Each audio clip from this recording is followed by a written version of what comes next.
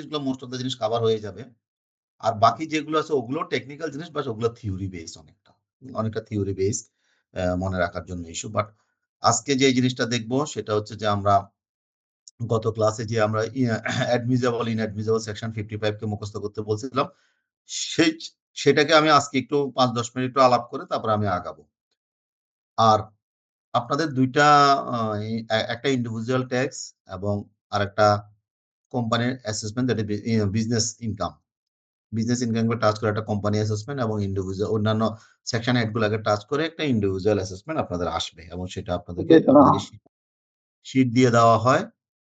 হ্যাঁ, শীট দিয়ে দেওয়া হয়, সেখানে আপনার আপনারা করেন।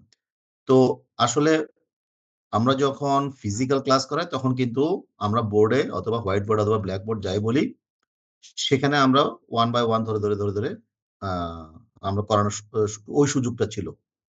বাট অনলাইন ক্লাসে এটা একটু ভেরি ডিফিকাল্ট, কারণ আমি যদি একটা কোম্পানি অ্যাসেসমেন্ট অথবা একটা ইন্ডিভিজুয়াল অ্যাসেসমেন্ট যদি হাতে ধরে করতে যাই, তাহলে এটা ৩ থেকে ৩.৫ ঘন্টা লেগে যাবে। কারণ হচ্ছে যে এটা তার হাতে লিখবে না, হয়তো এক্সেলে অথবা অন্য তো তারপরে আমাদেরকে তো করতে হবে, আমাদের তো উপায় নাই। তো নেক্সট ক্লাসটা আমরা চেষ্টা করব একটা ইন্ডিভিজুয়াল অ্যাসেসমেন্ট, টোটাল একটা ইন্ডিভিজুয়াল অ্যাসেসমেন্ট ট্যাক্সেবল ইনকাম থেকে বের করে একজন ইন্ডিভিজুয়ালের ট্যাক্স লায়াবিলিটি কিভাবে বের করতে হয় সেটা আমি আপনাদেরকে একটা স্যাম্পল দেখাবো। বাট এখানে আসলে একটা দেখলে হবে না, আপনাদেরকে করতে হবে কি, ওগুলো প্র্যাকটিস করতে হবে। তো প্র্যাকটিসের জন্য আমি মনে করি আপনারা আমাদের যে ম্যানুয়ালটা আছে, আইসিএবি ট্যাক্সের যে ম্যানুয়ালটা, সেই ম্যানুয়ালটা আপনারা ফলো করতে পারেন। তো ওখানে আনসার গুলো হয়তোবা যদি গত কিছু একটু আপডেট করে নিতে হইতে পারে। আরেকটা বইতে আপনারা একটু প্র্যাকটিসটা করতে পারবেন, সেটা আপনার নিশ্চয়ই আপনাদের কাছে ওই বইটা আছে কিনা আমি জানি না, বাট মার্কেটে এটা একটু আছে, বইটা দেখে নিবেন আপডেটটা আছে কিনা। বাট আপডেটটা যেটাই পান, আপ টু ডেট যেটাই পান, এই বছরটা বা গত বছরটা যেটাই পান সেটা রাখতে পারেন। সেটা হচ্ছে নিখিল শীলের একটা ইনকাম ট্যাক্সের বই আছে। এই নিখিল শীলের বইটা আপনি একটু লিখে রাখতে পারেন নিখিল শীলের প্র্যাকটিসের জন্য। আমি বারবার একটা কথা বলতেছি আপনাদেরকে, আপনারা শুধু থিওরি গুলো শুনলে হবে না। আমরা যেগুলা স্লাইডে পড়াই এগুলা খুবই মানে ওগুলা অবশ্যই ইনফরমেটিভ, বাট খুবই অল্প। তো এগুলাকে দ্বারস্থ করার জন্য আপনাদেরকে কিন্তু প্র্যাকটিক্যালি হাতে কলমে করতে হবে। যাও, 1 মিনিট।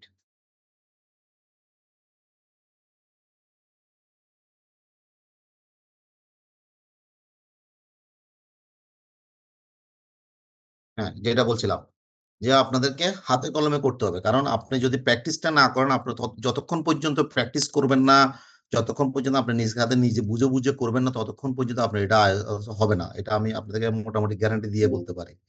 তো সেই জন্য আমি বলতেছি যে আপনাদেরকে আমরা মোটামুটি সবগুলো হেডই কাভারেজ হয়ে যাবে আজকে, অ্যাজ ওয়েল এজ আমরা যে আমাদের যে কিছু রিবেট সিস্টেম আছে, ইনভেস্টমেন্ট আছে, ট্যাক্স ক্রেডিট আছে, এবং ইন্ডিভিজুয়ালের জন্য ট্যাক্স রেট কি, কোম্পানির জন্য ট্যাক্স রেট কি কি, সবগুলোই আজকে আমি কাভারেজ দিব।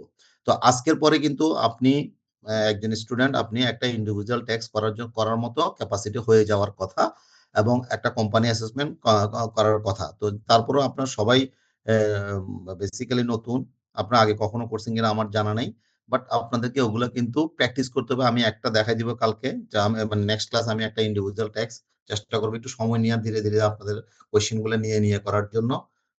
তো বিফোর দ্যাট আপনারা চেষ্টা করবেন আমাদের যে ম্যানুয়াল আছে সেই ম্যানুয়ালে থেকে প্র্যাকটিস করার জন্য, অ্যাজ ওয়েল এজ আরেকটা বইয়ের কথা বললাম। আমার জানা মতে অনেক বই আছে বাজারে, বাট নিখিল শীলের একটা বই আছে, উনি এফসিএমএ, সোফার আমার যতটুকু এখানে অনেকজন এফসিএমএ আছে। তো ওই বইটা আপনাদের ভালো কাজ দিবে। তো এতটুকু ছিল আমার বলা। আমি তাহলে আস্তে আস্তে ক্লাসের দিকে যাই। আপনার যদি কোনো কিছু যদি বলার থাকে বলতে পারেন, নয়তো আস্তে আস্তে আমি ক্লাসে যাই।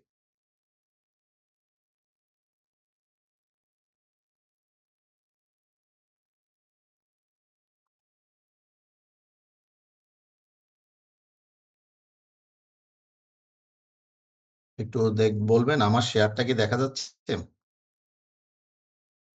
হ্যাঁ স্যার, এনিওয়ান? দেখা যাচ্ছে আমাদের স্যার। ক্যাপ্টেন কি আসছেন? আমাদের ক্যাপ্টেন কি আসছেন? ক্যাপ্টেন আসছে? জি স্যার। ওকে, ওকে। বসু, আপনি কি সবগুলো ক্লাসে অ্যাটেন্ড করছিলেন? জি স্যার। ওকে। তো আমরা যেখানে গত ক্লাসেই ছিলাম সেখান থেকে আমি আর এইগুলোতে না যাই। আমি বেসিক্যালি যে ইম্পর্টেন্ট চ্যাপ্টারটা সেকশনটা এটা হচ্ছে অ্যাডমিজেবল এক্সপেন্সেস। এটা আমি আপনাদেরকে দিয়ে দিব। এটা আমি মোটামুটি ডিসকাস করছি। তারপরে স্পেশাল ইনকাম শিডিউলে এটাও আলাপ হয়েছে।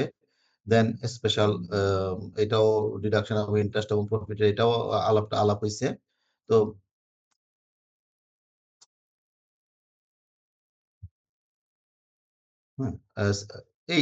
এই ইনঅ্যাডমিজেবলটা আমরা একটু আরেকবার দেখিনি। আমরা এটা খুবই ইম্পর্টেন্ট। আমি জানি না আমার ওই ক্লাসের পরে আপনাদের দেখার সুযোগ সৌভাগ্য হয়েছিল এই 55 সেকশনটা? কেউ কি দেখছেন?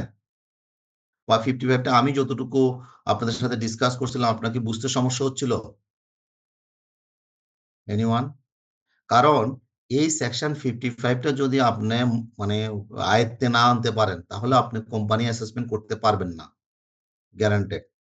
অ্যাজ ওয়েল এজ আপনাদের এই সেকশন 55 এবং সেকশন 56 যদি আপনি না বুঝেন তাহলে আপনাদের যে বিভিন্ন ধরনের এমসিকিউ কোয়েশ্চেন থাকবে সেটাও আপনারা ওগুলো আপনি আনসার দিতে পারবেন না।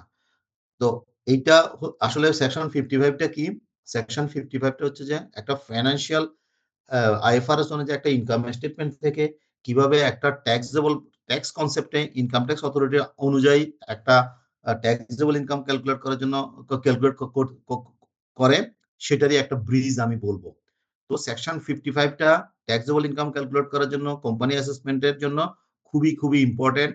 এবং ডিসিটি যত ধরনের এক্সারসাইজ ফলো করে থাকে, যত ধরনের এগ্রিমেন্ট ডিসএগ্রিমেন্ট থাকে সবই থাকে হলো মোস্ট অফ দা একদম প্রায় আমি আপনাদেরকে 90% বলতে পারবো এই সেকশন 55 কে ধরেই ডিসিটির সাথে এসএসসির ডিসএগ্রিমেন্ট গুলা হয়ে থাকে। তো কারণ আমরা ইনকাম স্টেটমেন্ট বা ফাইন্যান্সিয়াল স্টেটমেন্ট তৈরি করি কিভাবে? আমাদেরকে বলা আছে আমরা আইএফআরএস অথবা অ্যাকাউন্টিং স্ট্যান্ডার্ড অনুযায়ী অথবা করে আমরা আইএফআরএস অনুযায়ী এক বাক্যে যদি বলি স্পেসিফিক গাইডলাইন আইএফআরএস অনুযায়ী আমরা অ্যাকাউন্টিং ফাইন্যান্সিয়াল স্টেটমেন্ট তৈরি করে থাকি। এই ফাইন্যান্সিয়াল স্টেটমেন্ট থেকে ইনফরমেশন নিয়েই কিন্তু আপনাকে ট্যাক্সেবল ইনকাম আপনার ট্যাক্স কতটুকু আসবে সেটা ক্যালকুলেট করতে হয়। এই ফাইন্যান্সিয়াল আইএফআরএস অনুযায়ী ফাইন্যান্সিয়াল স্টেটমেন্ট থেকে ইনকাম ট্যাক্স অনুযায়ী ট্যাক্সেবল ইনকাম ক্যালকুলেট তার মানে ইনকাম ট্যাক্স অনুযায়ী প্রফিট বের করার জন্য লস বের করার জন্য 55 সেকশনটা খুবই ইম্পর্টেন্ট। এবং এই সেকশন 55 কেই ইউজ করেই আমাদের টোটাল ট্যাক্সেবল ইনকাম গুলা ক্যালকুলেট হয়। তারপর আমি আবারও বলি, আমি আজকে আরেকটু ডিটেলস আলাপ করবো দরকার হলে, কারণ আমি এখানে একটু সময় দিব। এখানে যদি আমি একটু সময় দিয়ে আপনাদেরকে যদি বুঝাতে পারি, আমার নেক্সট ক্লাসে দ্যাট ইজ টুমোরো যে ক্লাসটা করবো, নেক্সট যে ক্লাসটা করাবো সেটাতে আমি কমফোর্ট পাবো এবং আপনারাও বুঝতে সুবিধা হবে। তো আমরা আবারও বলি, আইএফআরএস অনুযায়ী আমরা যে ফাইন্যান্সিয়াল স্টেটমেন্টটা তৈরি করি সেখানে আইএফআরএস এর রুলস এন্ড রেগুলেশন অনুযায়ী করি। যেমন আমি একটা এক্সাম্পল দিই, যেমন আপনার প্রতিষ্ঠানে কত টাকা এন্টারটেনমেন্ট এক্সপেন্সেস হবে এটার কোনো ব্যারিয়ার, এটার কোনো লিমিট কিন্তু আইএফআরএস এ নাই। আপনি যত টাকা এন্টারটেন হবে আপনি তত টাকা এন্টারটেনমেন্টে বুক করবেন। এবং এন্টারটেনমেন্টের এক্সপেন্সেস হলে হবে কি আপনার প্রফিট কম, আপনার প্রফিট কম হবে। দ্যাট ইজ এক্সপেন্স যত বেশি বুক হবে আপনার প্রফিট তত কমবে। ঠিক এরকমই কিছু রুলস এন্ড রেগুলেশন ফলো না করলে এক্সপেন্স গুলো বুকিং করার সময় ইনকাম ট্যাক্স এর রুলস এন্ড রেগুলেশন ফলো না করলে সেগুলো আপনার ইনকাম ট্যাক্স অথরিটি ডিসঅ্যালাউ করে দেয়।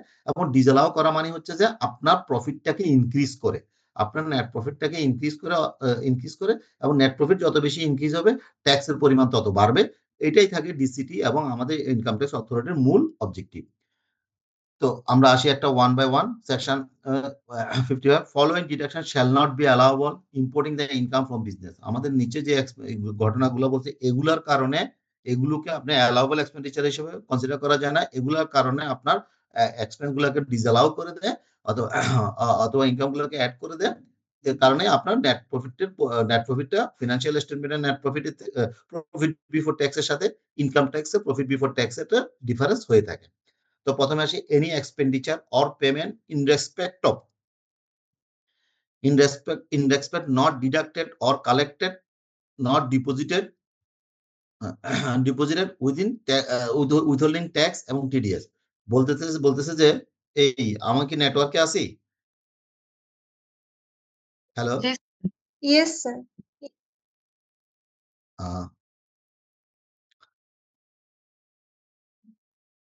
আমার নেটওয়ার্কটা কি ওকে আছে? Please anyone can response. Yes, sir. It is stable. আপনি আমাকে কি শুনতে পাচ্ছেন? Yes, sir. Clearly, sir. সেটাই Yes, sir. এখন ক্লিয়ার? জি স্যার, ক্লিয়ার স্যার। ল্যাপটপ সমস্যা নাকি? না না ঠিক আছে, ওকে। দেখেন, any expenditure or payment in respect not deducted or collected and not deposit withholding tax. আমাদের আইনে বলা আছে, ইনকাম ট্যাক্স আইনে বলা আছে, আপনি যখন কোনো পেমেন্ট জেনারেট করবেন, আইন অনুযায়ী সেটা যদি উইথহোল্ডিং ট্যাক্সের ক্লজের মধ্যে যদি পড়ে, আপনি ওই সার্টেন ইনভয়েসের পেমেন্ট দেওয়ার সময় সাপ্লায়ারকে অথবা সার্ভিস প্রোভাইডারকে রেসপেক্টিভ একটা অ্যামাউন্ট যদি ডিডাক্ট করে না রাখেন, তাহলে ওই এক্সপেন্সেসটা আপনি যে চার্জ পিএল ডেবিট করছেন সেটাকে ডিসঅ্যালাউ করে দিবে, করে আপনার সেটা ট্যাক্সেবল ইনকামের সাথে যোগ করে দিবে।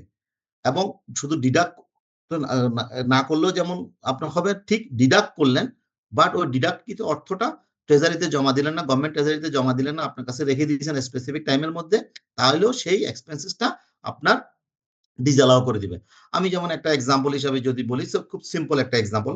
মনে করেন আপনি একটা কনস্ট্রাকশনের কাজ করতেছেন, আপনার প্রতিষ্ঠানে কোথাও কোনো একটা বিল্ডিং বানাচ্ছেন অথবা কোনো রিপেয়ারিং করতেছেন, একটা থার্ড পার্টির মাধ্যমে, ওয়ার্ক অর্ডারের মাধ্যমে আপনি কাজটা তাকে দিচ্ছেন। হ্যাঁ, এবং সে কাজটা কমপ্লিট করছে, তারপরে সে ইনভয়েস প্রোভাইড করছে, কথার কথা সে 1,00,000 টাকার একটা ইনভয়েস প্রোভাইড করছে। এখন এই 1,00,000 টাকার ইনভয়েসে আপনি যখন পেমেন্ট দিতে যাবেন, আইন অনুযায়ী যদি ওইটা 10% ট্যাক্স কথা বলা, ডিডাকশনের কথা বলা থাকে, তাহলে করবেন কি, 1,00,000 থেকে 10% কেটে, দ্যাট ইজ 10,000 টাকা কেটে 90,000 টাকা ওই সাপ্লায়ারকে প্রোভাইড করবেন। 10,000 টাকাটা একটা স্পেসিফিক পরবর্তী মাসের একটা সার্টেন টাইমের মধ্যে, আমরা যখন উইথহোল্ডিং করবো তখন সেটা দেখতে পারবো, মধ্যে আপনি গভর্নমেন্টকে জমা দিয়ে দিবেন। যদি এই কাজটা না করেন, ডিডাকশনটা না করেন, ডিডাক্টকৃত অর্থটা যদি না দেন, এই 1,00,000 টাকাটা আপনি ডিসঅ্যালাউ করে দিবে, তখন এটার উপরে 27 অথবা আপনার কোম্পানি যে রেটে থাকে সেই রেট অনুযায়ী আপনাকে আরো এক্সট্রা ট্যাক্স দিতে হবে। তাহলে আপনি, আপনার খরচ হওয়ার কথা 1,00,000 টাকা, 90,000 টাকা সাপ্লায়ার পাবে, 10,000 টাকা গভর্নমেন্ট পাবে, 1,00,000 টাকা আপনার এক্সপেন্সেস হিসেবে বুকিং হওয়ার কথা। আপনি এই নন ডিডাকশনের কারণে, নন ডিপোজিটের কারণে তখন হবে কি, এই 1,00,000 টাকার উপরে মনে করেন আপনার কোম্পানিটা 27.5% রেটের কোম্পানি, তাহলে আরো 27.50 পয়সা গভর্নমেন্টকে তখন ফাইন, ট্যাক্স আসবে। দ্যাট ইজ তখন 1,27,500 টাকা আপনার কস্ট এসে দাঁড়াবে। তাহলে আপনি তো এই নন কমপ্লায়েন্সটার কারণে আপনাকে এই এই ধরনের কাজগুলো করতে, ট্যাক্স অথরিটি সেটা করে দিবে। সেই জন্য আমাদের আইন অনুযায়ী যত ধরনের এক্সপেন্সেস, যত ধরনের পেমেন্ট থাকে, সেগুলো যদি ট্যাক্সেবল ক্লজে উইথহোল্ডিং ট্যাক্সের আন্ডারে আসে থাকে, তাহলে অবশ্যই আপনাকে উইথহোল্ডিং করতে হবে। যদি না করেন সেটা ডিসঅ্যালাউবল এক্সপেন্সেস। বলেন এটাতে কারো কোনো কোয়েশ্চেন আছে কিনা? আমি প্রত্যেকটা ডিসকাস করব, প্রত্যেকটা আপনার থেকে ফিডব্যাক নিব। কারণ এটা যদি না বুঝেন, আমি দরকার হলে আজকে একটা সেকশন, একটা ক্লাসই করাবো, সেকশন 55 করাবো, কিন্তু বাট ভালো মতো সবাইকে বুঝতে হবে। ক্লিয়ার সবাই? নাম্বার 1। স্যার আরেকবার কি একটু বলা যাবে? আচ্ছা, নেট কানেকশন ঠিক করা।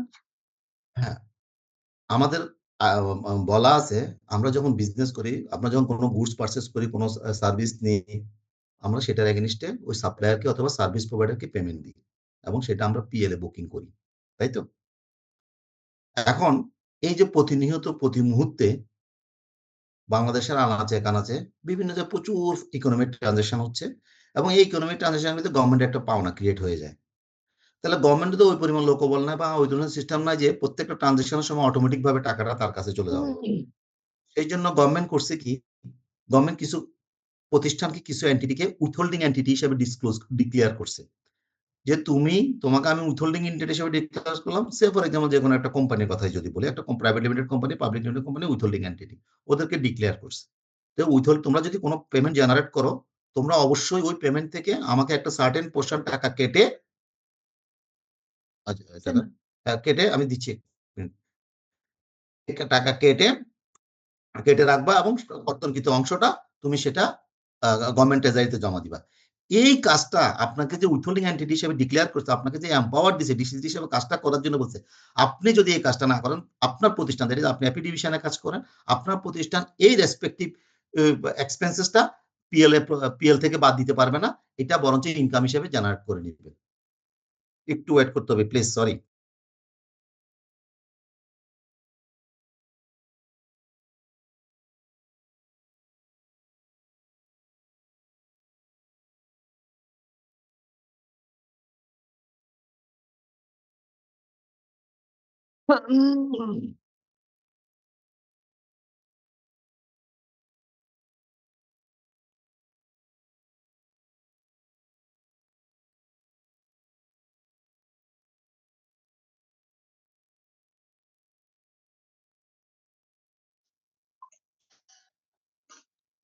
আচ্ছা, আপনাদেরকে কি খাদিজা ম্যাম এই লেকচার শিটটা প্রোভাইড করছে ব্যাটের উপরে গত ক্লাসে?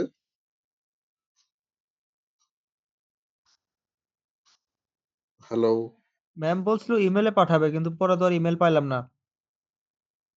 আমিও তো পাই নাই।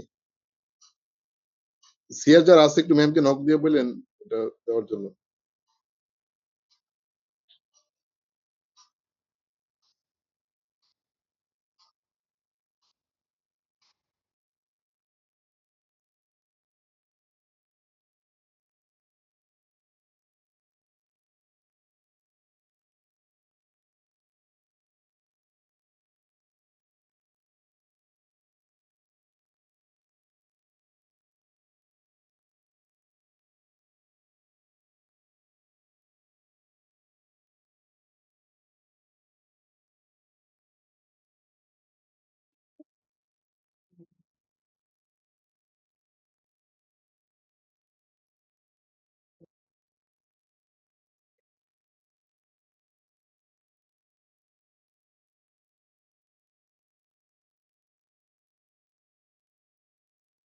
হ্যাঁ বলেন, সরি আমি আবার আসছি। হ্যাঁ, শুনতে পাচ্ছেন আপনারা আমাকে? জি স্যার, শোনা যাচ্ছে স্যার। তাইলে বলেন আপনারা প্রথমটা কি বুঝছেন কিনা। স্যার, জি ক্লিয়ার স্যার। স্যার। বুঝতে পারছি। ওকে স্যার, এরপরে আসি second one, interest, salary, commission, gratuity paid by any firm or association to any partner. এটা পার্টনারশিপ ফার্মে যদি কোনো পার্টনারকে তাদেরকে যদি কোনো ইন্টারেস্ট পে করেন তাদের লোনের এগেনস্টে অথবা অন্য কোনো পারপাসে, স্যালারি যদি পে করেন, কমিশন যদি পে করেন অথবা গ্র্যাচুইটি যদি পে করেন, তাহলে এগুলো অ্যালাউবল এক্সপেন্ডিচারে পিএলএ চার্জ করতে পারবেন না। যদি করেন এগুলো ডিসঅ্যালাউ করে দিবে, এগুলো ইনঅ্যাডমিসেবল এক্সপেন্সেস। পেমেন্ট, কারণ এটা কারণটা কি, পার্টনারশিপে তারা সেটাতে প্রফিট নিবে, তারা এই ধরনের জিনিসগুলো নিতে পারবে না। নিলে এগুলোর উপরে আপনার এগুলো এই ধরনের নেওয়ার পরে যদি এগুলো যদি পিএলএ চার্জ করেন তাহলে সেটা আপনার disallowable expenses. Payment of any commission or discount by a company আর শেয়ার হোল্ডার্স ডাইরেক্টর। যদি কোনো প্রাইভেট পাবলিক লিমিটেড কোম্পানি কোনো শেয়ার হোল্ডার ডাইরেক্টরকে যদি আপনি ধরুন কোনো কমিশন পেমেন্ট করেন, কোনো ডিসকাউন্টে যদি কোনো প্রোডাক্ট দেন বা অন্য কোনো কিছু দেন বাই এ কোম্পানি, এই ধরনের এক্সপেন্স গুলো আপনি অ্যালাউবল এক্সপেন্ডিচার হিসেবে কনসিডার করতে পারবেন না। Any amount in access of 2 million, 20 lakh টাকার উপরে যদি কোনো এমপ্লয়িকে দেওয়া হয় অ্যাজ এ পারকিউজিটস হিসাবে, তাহলে এই 20 লাখ টাকার উপরে যেই টাকাটা দিবেন, 20 লাখ টাকা পর্যন্ত অ্যালাউবল, 20 লাখ টাকা 20 লাখ 1 টাকা দিলে এই 1 টাকাটা ডিসঅ্যালাউবল এক্সপেন্ডিচার হিসাবে আপনি কনসিডার হবে। পারকিউজিটস কি আমরা লাস্ট ক্লাসে অনেক ডিটেলস আলাপ করছি এবং এমপ্লয়ি ইনকাম পড়ার সময় বলছি, সার্টেন কিছু পেমেন্ট বাদ দিয়ে অন্য ধরনের কোনো বেনিফিট, কোনো ক্যাশ যদি একটা এমপ্লয়িকে দেওয়া হয়, সেগুলোর অ্যাকুমুলেটেড ফিগার পার এমপ্লয়ি, অ্যাকুমুলেটেড ফিগারটা যদি 20 লাখ ক্রস করে, তাহলে ওই ক্রসকৃত অতিরিক্ত অর্থটা ডিসঅ্যালাউবল এক্সপেন্ডিচার হিসাবে কনসিডার হবে। আমি চারটা পয়েন্ট আলাপ করছি, বলেন এই চারটা পয়েন্ট নিয়ে কারো কোনো সে আছে কিনা। আমি স্যার এই আবারও যে বলছি, আমি একটু সময় রাখবো বেশি। বলেন। স্যার এই যে পার যেটা স্যার 20 লাখ টাকা স্যার যেটা বললেন ফিগার, এটা কি স্যার ইন্ডিভিজুয়াল এমপ্লয়ের ক্ষেত্রে 20 লাখ নাকি স্যার Yes. টোটাল গ্রস মানে সকল এমপ্লয়ি? আমার কথাটা মনে আপনি ধরতে পারেন, আমি বলছি per employee, individual. Okay sir, ঠিক আছে? Thank you. হ্যাঁ, বলেন এই চারটা পয়েন্টে কারো কোনো অবজারভেশন আছে? না স্যার। ফাইন। তারপরে আসেন payment of royalty, license fee, technical service fee, technical know-how fee, technical assistance fee, এই ধরনের খরচগুলো। এখন আসেন এই ধরনের খরচগুলো কি।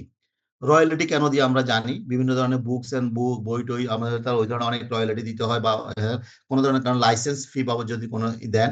Technical service fee, technical know-how fee হবে সাধারণত, এগুলো সাধারণত আমরা যারা ফরেন যে কোম্পানিগুলো আছে, মাল্টিনেশনাল যে কোম্পানিগুলো আছে, তারা তাদের গ্রুপ অফিসকে বাংলাদেশে এই সার্ভিসগুলো দেয় বলে তাদের এগেনস্টে কিছু পেমেন্ট তাদেরকে দিতে হয়, সেটাকে বলা হয় technical know how fee, management fee, অনেকে অনেক নামে ডাকে, কেউ ডাকে টেকনিক্যাল নো হাউ ফি, কেউ ডাকে ম্যানেজমেন্ট ফি, লাইসেন্স ফি, ফ্র্যাঞ্চাইজিস ফি। ইভেন দো আমাদের যে ফ্র্যাঞ্চাইজি যে ফি গুলো আছে সেগুলোর ক্ষেত্রে এই ধরনের খরচগুলো আপনি যে পিএল এ চার্জ করছেন সেটা কতটুকু অ্যালাউবল হবেন সেটা বলা আছে। যদি এই যে বারটা দেওয়া আছে এই বারের উপরে যে ফিগারটা ডিসঅ্যালাউবল এক্সপেন্স হবে, সেটা কি lower of 6% of turn over, that is আপনার টার্ন ওভার যে টার্ন ওভারটা পিএল আপনার যেটা টার্ন ওভার যে ফিগারটা আছে সেই ফিগারের 6%, অথবা আপনি যে বিজনেস প্রফিট দেখাইছেন সেই বিজনেস প্রফিটের নেট প্রফিটের 15%।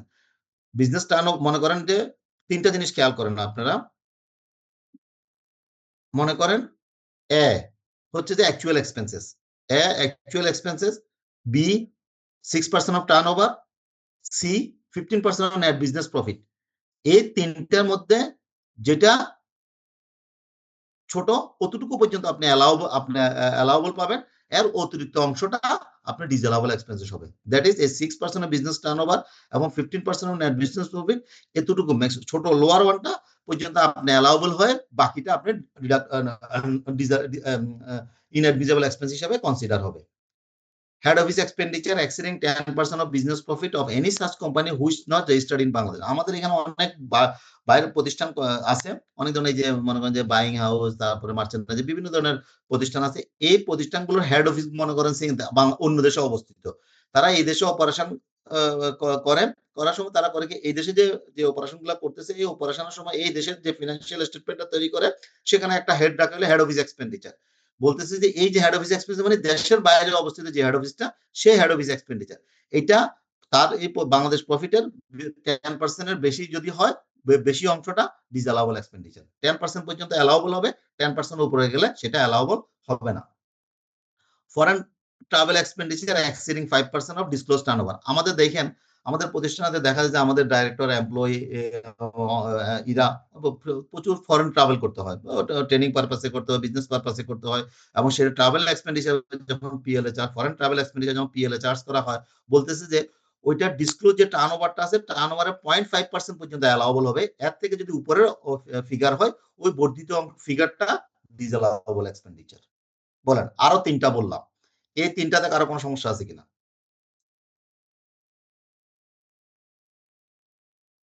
স্যার এই জায়গাতে মানে যা আছে স্যার নেট বিজনেস প্রফিট আর শুধু বিজনেস প্রফিট, দুটার মধ্যে তো স্যার বেসিক পার্থক্য আছে। একটা ওটা প্রফিট বিফোর ট্যাক্সেরটা, ওই যে মানে নেট প্রফিটের উপরে যদি ট্যাক্সের আগে যেটা আছে সেটার কথা বলে, এটা হচ্ছে নেট প্রফিটের কথাই বলে দিচ্ছি, 15% নেট বিজনেস প্রফিট। মানে একটা স্যার হচ্ছে গিয়া এনআই আর একটা হচ্ছে গিয়া মানে হচ্ছে গিয়া ইবিআইটি এরকম স্যার। হ্যাঁ, ও প্রফিট ওই যে আমাদের আছে PBT, profit before tax, net profit, operating profit, অনেকগুলো আছে না, নেট প্রফিটের কথাই বলতেছি। ওকে, থ্যাংক ইউ। তাহলে আমরা দেখেন আমরা কয়টা দেখলাম, 7টা দেখছি। এই 7টা আপনাদের মানে না বুঝার কিছু নাই, যদি বুঝে থাকেন মুখস্থ করা আপনাদের জন্য খুব একটা কঠিন কিছু না। তারপরে বলছে এন্টারটেনমেন্ট এক্সপেন্স, আরেকটা আসি actual expenses or slab amount which one is lower.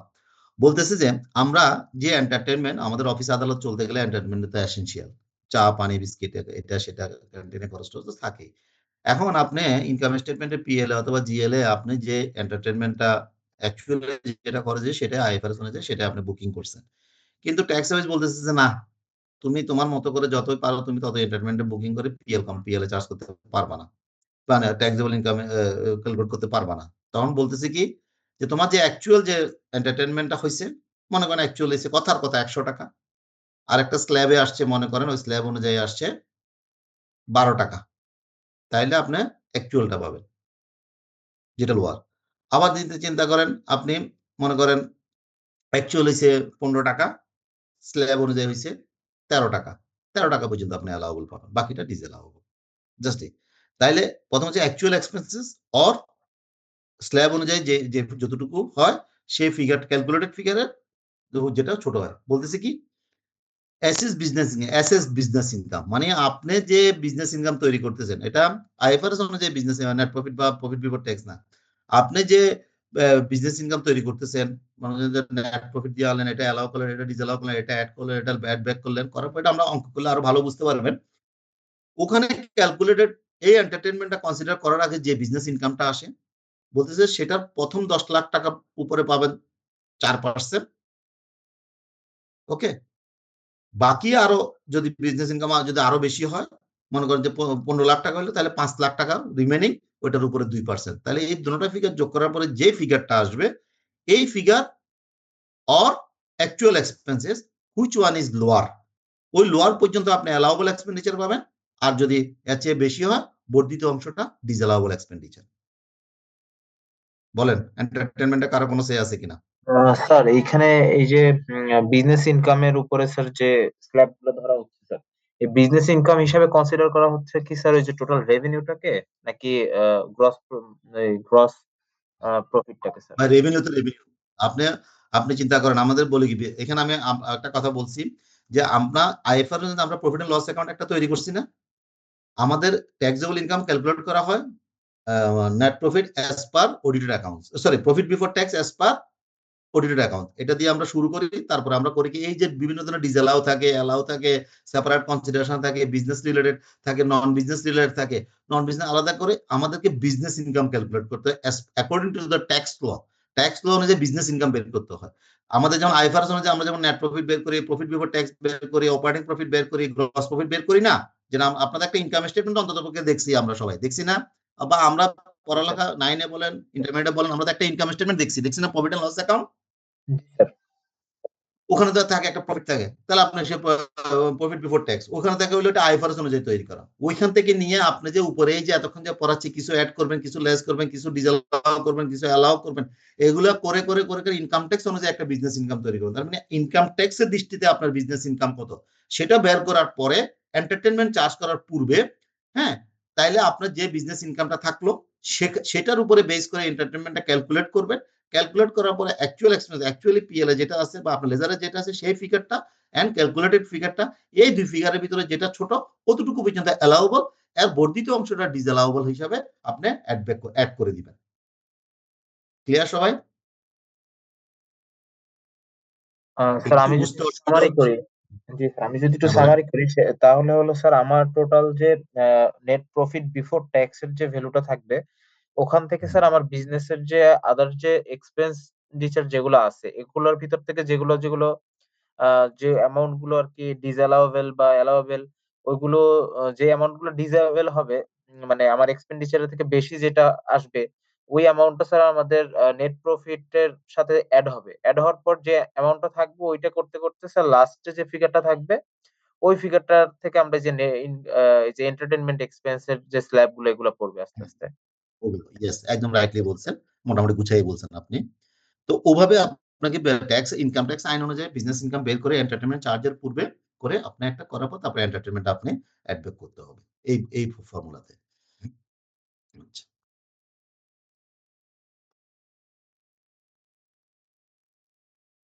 তারপরে আসেন আমরা এটা কন্টিনিউ। ফ্রি স্যাম্পল, আমাদের দেখা যাচ্ছে যে অনেক সময় ফ্রি স্যাম্পল দিই না আমরা, আমরা বিভিন্ন ধরনের যেমন দেখেন most of the product, not of the pharmaceutical, সকল মোস্ট অফ দ্য বিজনেস আমাদেরকে ফ্রি স্যাম্পল দিতে হয়, দিতে হয় না? যেমন যে 10টার সাথে একটা ফ্রি দিই না আমরা, অনেক সময় প্রমোশনাল আইটেম হিসেবে আমাদেরকে অনেক সময় দিতে হয়। যে কোনো ধরনের আইটেম দেখা যাচ্ছে 10 বস্তা সিমেন্টের সাথে 1 বস্তা সিমেন্ট ফ্রি, 10টা সাবানের সাথে একটা সাবান ফ্রি।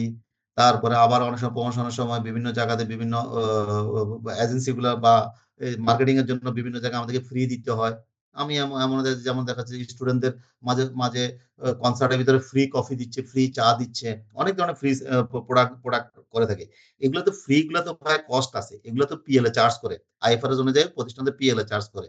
এই ফ্রি স্যাম্পলের মধ্যে তুমি ইচ্ছা করলে যে কোনো টাকা তুমি চার্জ করে তুমি ইনকাম ক্যালকুলেট করতে পারবা না, সেটার জন্য তোমাকে একটা ব্যারিয়ার, একটা স্ল্যাব দিয়ে দিছে, এই স্ল্যাব অনুযায়ী তোমাকে অতটুকু পর্যন্ত অ্যালাউ হবে, বাকিটা ডিসঅ্যালাউ হবে। আচ্ছা, সেটা কিরকম?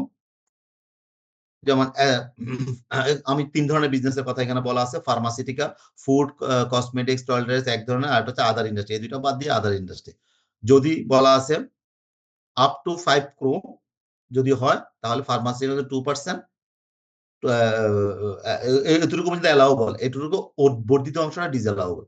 ফুড কসমেটিক্স এর ক্ষেত্রে 1%, আদার ইন্ডাস্ট্রি ক্ষেত্রে 0.5%। 5 থেকে 10 1%, এদের জন্য 5.50, এদের জন্য 0.25%। এক্সিড করলে 10 কোটি এক্সিড করলে 0.50, 0.25, 0.10। এখানে গত ক্লাসে একজন আমাকে একটা কোয়েশ্চেন করছিলেন, বিশেষ করে সেকেন্ড টার্মেতে আমি তাড়াহুড়া করে হয়তো ভুল বলছি, আমার যতটুকু মনে পড়ে, যে বলতেছিল যে যদি সে 7 কোটি টাকা হয়, কথার কথা, যদি তার টার্নওভার 7 কোটি টাকা হয়, তাহলে প্রথম 5 কোটি টাকার উপরে 2%, মানে একটা এক্সাম্পল দিই, ফার্মাসিউটিক্যালটা ধরেন, 7 কোটি টাকা ওই ফার্মাসির টার্নওভার, তাহলে যদি 7 কোটি টাকার উপরে হয়, হ্যাঁ, 7 কোটি যদি হয়, তাহলে 5 লাখ টাকার উপরে 2%, বাকি 2 লাখ টাকার উপরে 1%। আমি মনে হয় এটাই বলছিলাম, তাই না? জি স্যার। জি স্যার, এটা কিন্তু বলছিলেন স্যার। না, না, যদি 7 কোটি হয়, টোটাল 7 কোটির উপরে 1%। এখানে, এবং আপনি বলতে পারেন তাইলে তো আমি এখানে লিখতে পারি এক্সিড 5 crore আপ টু 10 বলতে পারি, কিন্তু আমি এটা লিখতে গিয়েও লিখি নাই, কারণ আমাদের যে ইনকাম ট্যাক্সের যে বইটা আছে, সে বইতে কিন্তু এবার 5 থেকে 10 লিখছে, কিন্তু আসলে কিন্তু প্র্যাকটিক্যালি এটা হবে হচ্ছে যে আপনার 5 কোটি পর্যন্ত 2%, 5 কোটি 1 টাকা হলে সেটা 1%-এ চলে আসবে, আর 10 কোটি 10 কোটি টাকা হলে আমার সেটা 0.50%। এখানে একটু কন্ট্রাডিক্ট আছে, বাট এটাই আমরা ধরে নেবেন আপনারা। বুঝাইতে পারছি কথাটা? জি স্যার। তার মানে স্যার হচ্ছে এখানে আসলে ওই স্ল্যাব ভাগ করা লাগবে না, 7 হলে পুরো 7-এর উপর 1% ধরে করে দিতে হবে। হ্যাঁ, 1%, 7 এর উপরে 1%, হ্যাঁ। কিন্তু এখানে যে ল্যাঙ্গুয়েজটা যেভাবে লিখা, আইনে যেভাবে আমি সেভাবে লিখি, এভাবে দেখলে মনে হয় কি না, 7 লাখ হলে 5 লাখের উপরে 2%, পরে 2 লাখের উপরে 1%, কিন্তু জি স্যার, আসলে না। এরকমই মনে হচ্ছে। তারপর জি স্যার।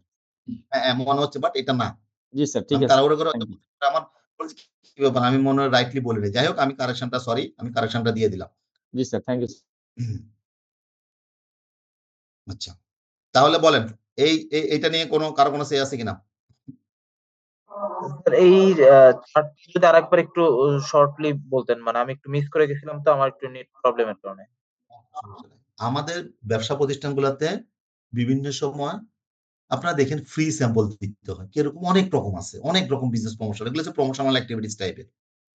10টা কিনলে একটা ফ্রি, 2টা কিনলে একটা free, buy one get one free, অথবা অনেক সময় দেখা যায় কোথায় কোনো একটা ইভেন্ট চলতেছে, প্রমোশনের জন্য ফ্রি সবাইকে কফি খাওয়াচ্ছে, ফ্রি চা খাওয়াচ্ছে, হয় না? আমাদের সমাজে তো পান আমরা এগুলো, তাই না? আমরা অনেক সময় দেখি জি স্যার। আগোরা যান, স্বপ্নে যান, এখানে বিভিন্ন যান, 2টা কিনলে একটা ফ্রি, 4টা কিনলে একটা ফ্রি, তাই না?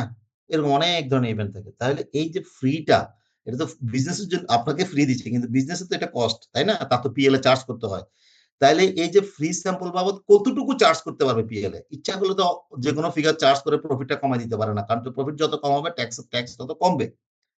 তো সেই জন্য ট্যাক্স অফিস বলছে কি, একটা ব্যারিয়ার করে দিয়েছে, লাইক এন্টারটেনমেন্ট, একটু আগে যেটা বললাম, ওই যে বিভিন্ন ধরনের যে টেকনিক্যাল, এখানে একটা বলছে ফ্রি স্যাম্পলের ক্ষেত্রে ইন্ডাস্ট্রি ভেদে, ফার্মাসিউটিক্যাল ইন্ডাস্ট্রি হলে একরকম, ফুড কসমেটিক্স এবং টয়লেটারিজ হলে একরকম, আর এই দুইটা বাদ দিয়ে অন্যরা হলে আরেক রকম। কিরকম? আপনি ফ্রি স্যাম্পল মনে করেন, আপনি ফ্রি স্যাম্পল বা পিএল এ চার্জ করছেন 20 লাখ টাকা, কথার কথা। আপনি 20 লাখ টাকা পাবেন কি পাবেন না, সেটা ডিপেন্ড করবে আপনার টার্ন ওভার কত। টার্ন ওভার উপরে এই প্রসেসে, যদি আপনার টার্ন ওভার যদি 7 কোটি টাকা হয়, তাহলে 5 কোটি টাকার উপরে মনে করেন ফার্মাসিউটিক্যাল 7 কোটি টাকা হলে 1%, তাইলে কত হওয়ার কথা? 7 কোটি টাকার 1% হচ্ছে 7 লাখ টাকা। হ্যাঁ, 7 লাখ, কিন্তু আপনি বাস্তবে খরচ করছেন 10 লাখ টাকা। না, আপনিও 7 লাখ টাকা পাবেন। ঠিক আছে? মানে যেটা ছোট সেটা সেটুকু দিলাম, বাকিটা ওই বাকি 3 লাখ টাকা আপনার ডিজেল আলাওয়েবল এক্সপেন্ডিচার হয়ে যাবে। বুঝাইতে পারছি ভাই কথাটা? জি স্যার, বুঝতে পেরেছি স্যার। ওকে, আসেন। আদার দেন advertising amount exceed 0.5% of business turnover is in respect of promotional expenses. আমাদের প্রমোশনের জন্য অনেক ধরনের কাজ করি, আমরা করি না? একটা প্রোডাক্ট, একটা সার্ভিস প্রমোশন করার জন্য, মার্কেটে আমরা এটাকে পরিচিত করার জন্য, প্রমোট করার জন্য আমরা অনেক ধরনের অ্যাক্টিভিটিস করি।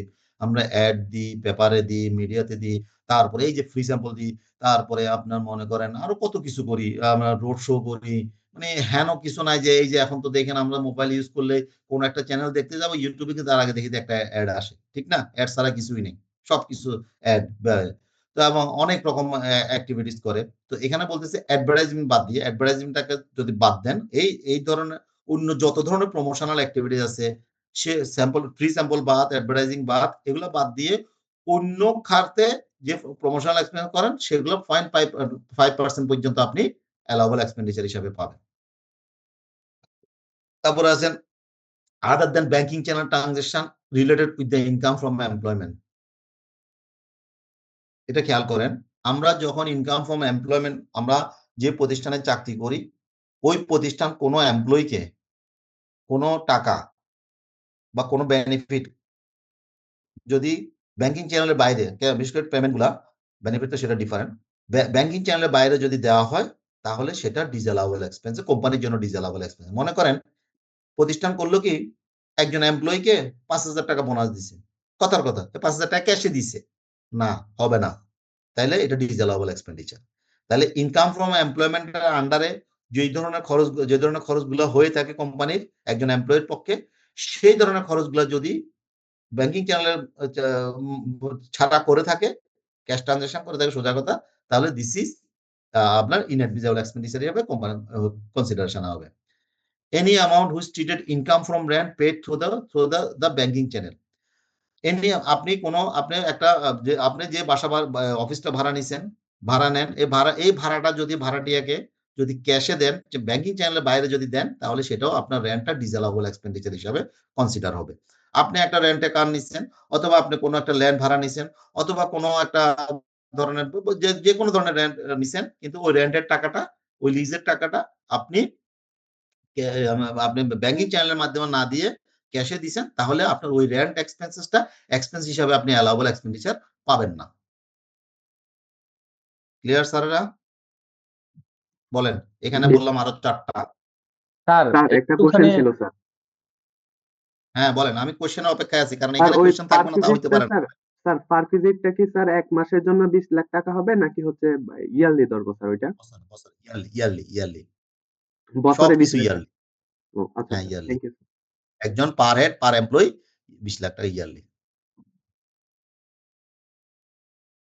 ক্লিয়ার? জি স্যার। বলুন, আর কারো? আমি প্রায় 8টা 9টা পরে ফেললাম, তাই না? 12টা স্যার। 12টা। আমি রিকোয়েস্ট করবো আপনাদেরকে মুখস্থ করবেন, বুঝবেন পরে, তারপর দেখবেন যে বুঝে যাবেন। খুবই ইম্পর্টেন্ট এই সেকশনটা।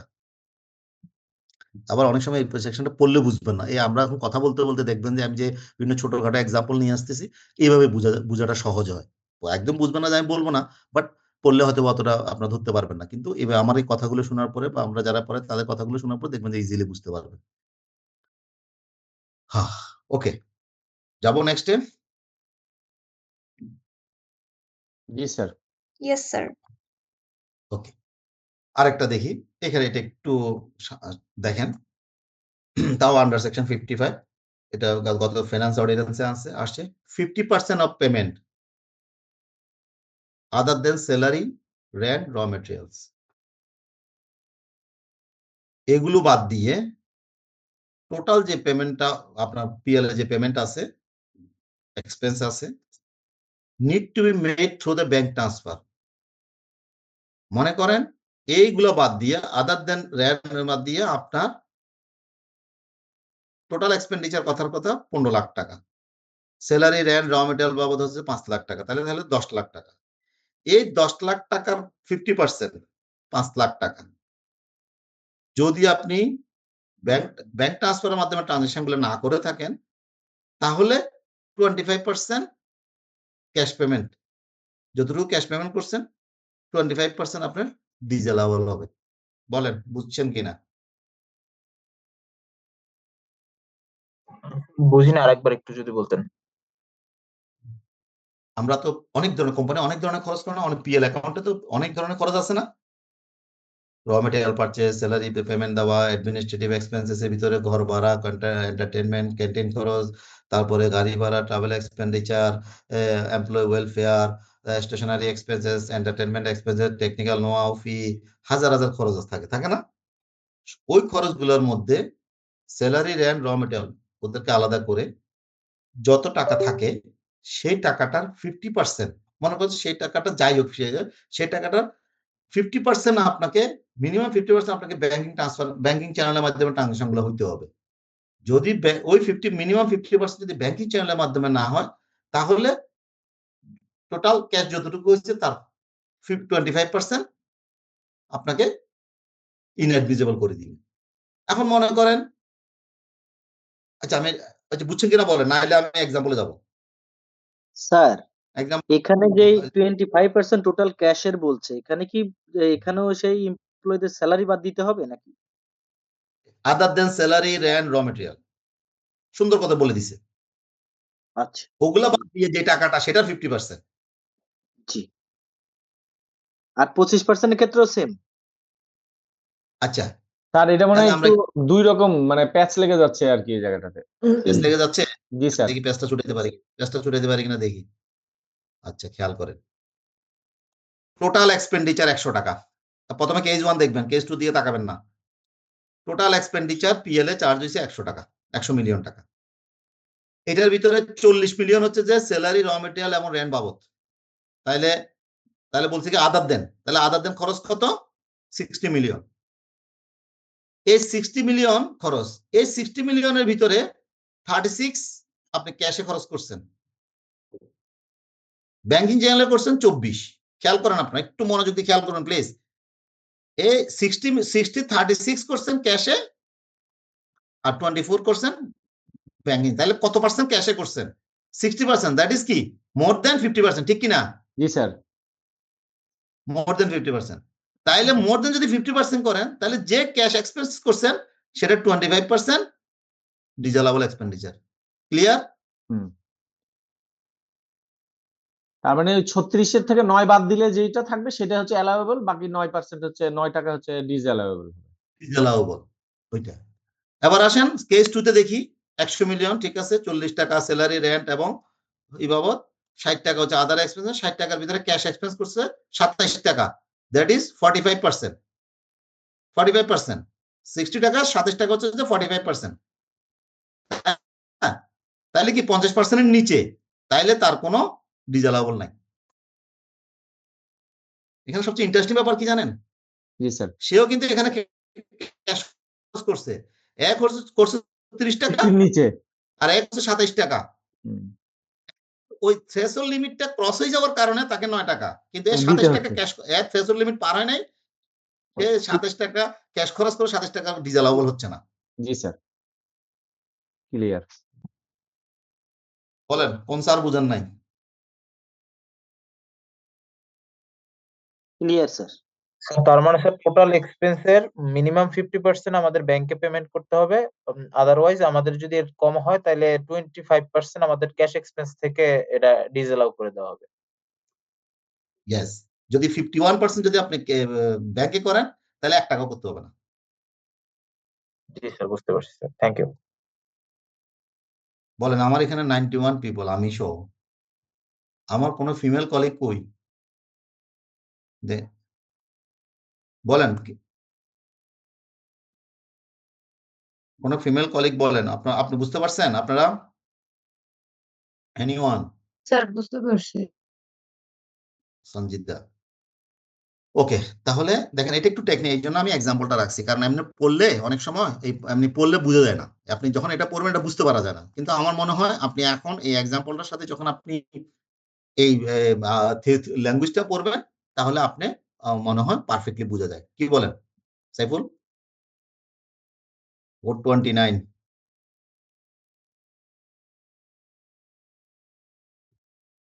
আলবি, নাফিউজ্জামান আলবি, স্যার, বুঝা যায় স্যার? স্যার বুঝতে পারছি স্যার। ওকে, তাহলে সামনে যাই। আচ্ছা, দেখি আর কি আছে, আরো আছে নাকি দেখি তো। আচ্ছা, আরো যেটা আছে, any amount paid to any such person who is required to submit PSR under clause, এটা বিভিন্ন ধরনের ক্লজের কথা ফর ফেজ টু পিএসআর। আমাদের বলা আছে, আমরা যখন কোনো পার্টিকে পেমেন্ট দিতে যাব, আমাদেরকে দেখতে হবে তার পিএসআর আছে কিনা। পিএসআর মানে কি, কে বলতে পারবেন?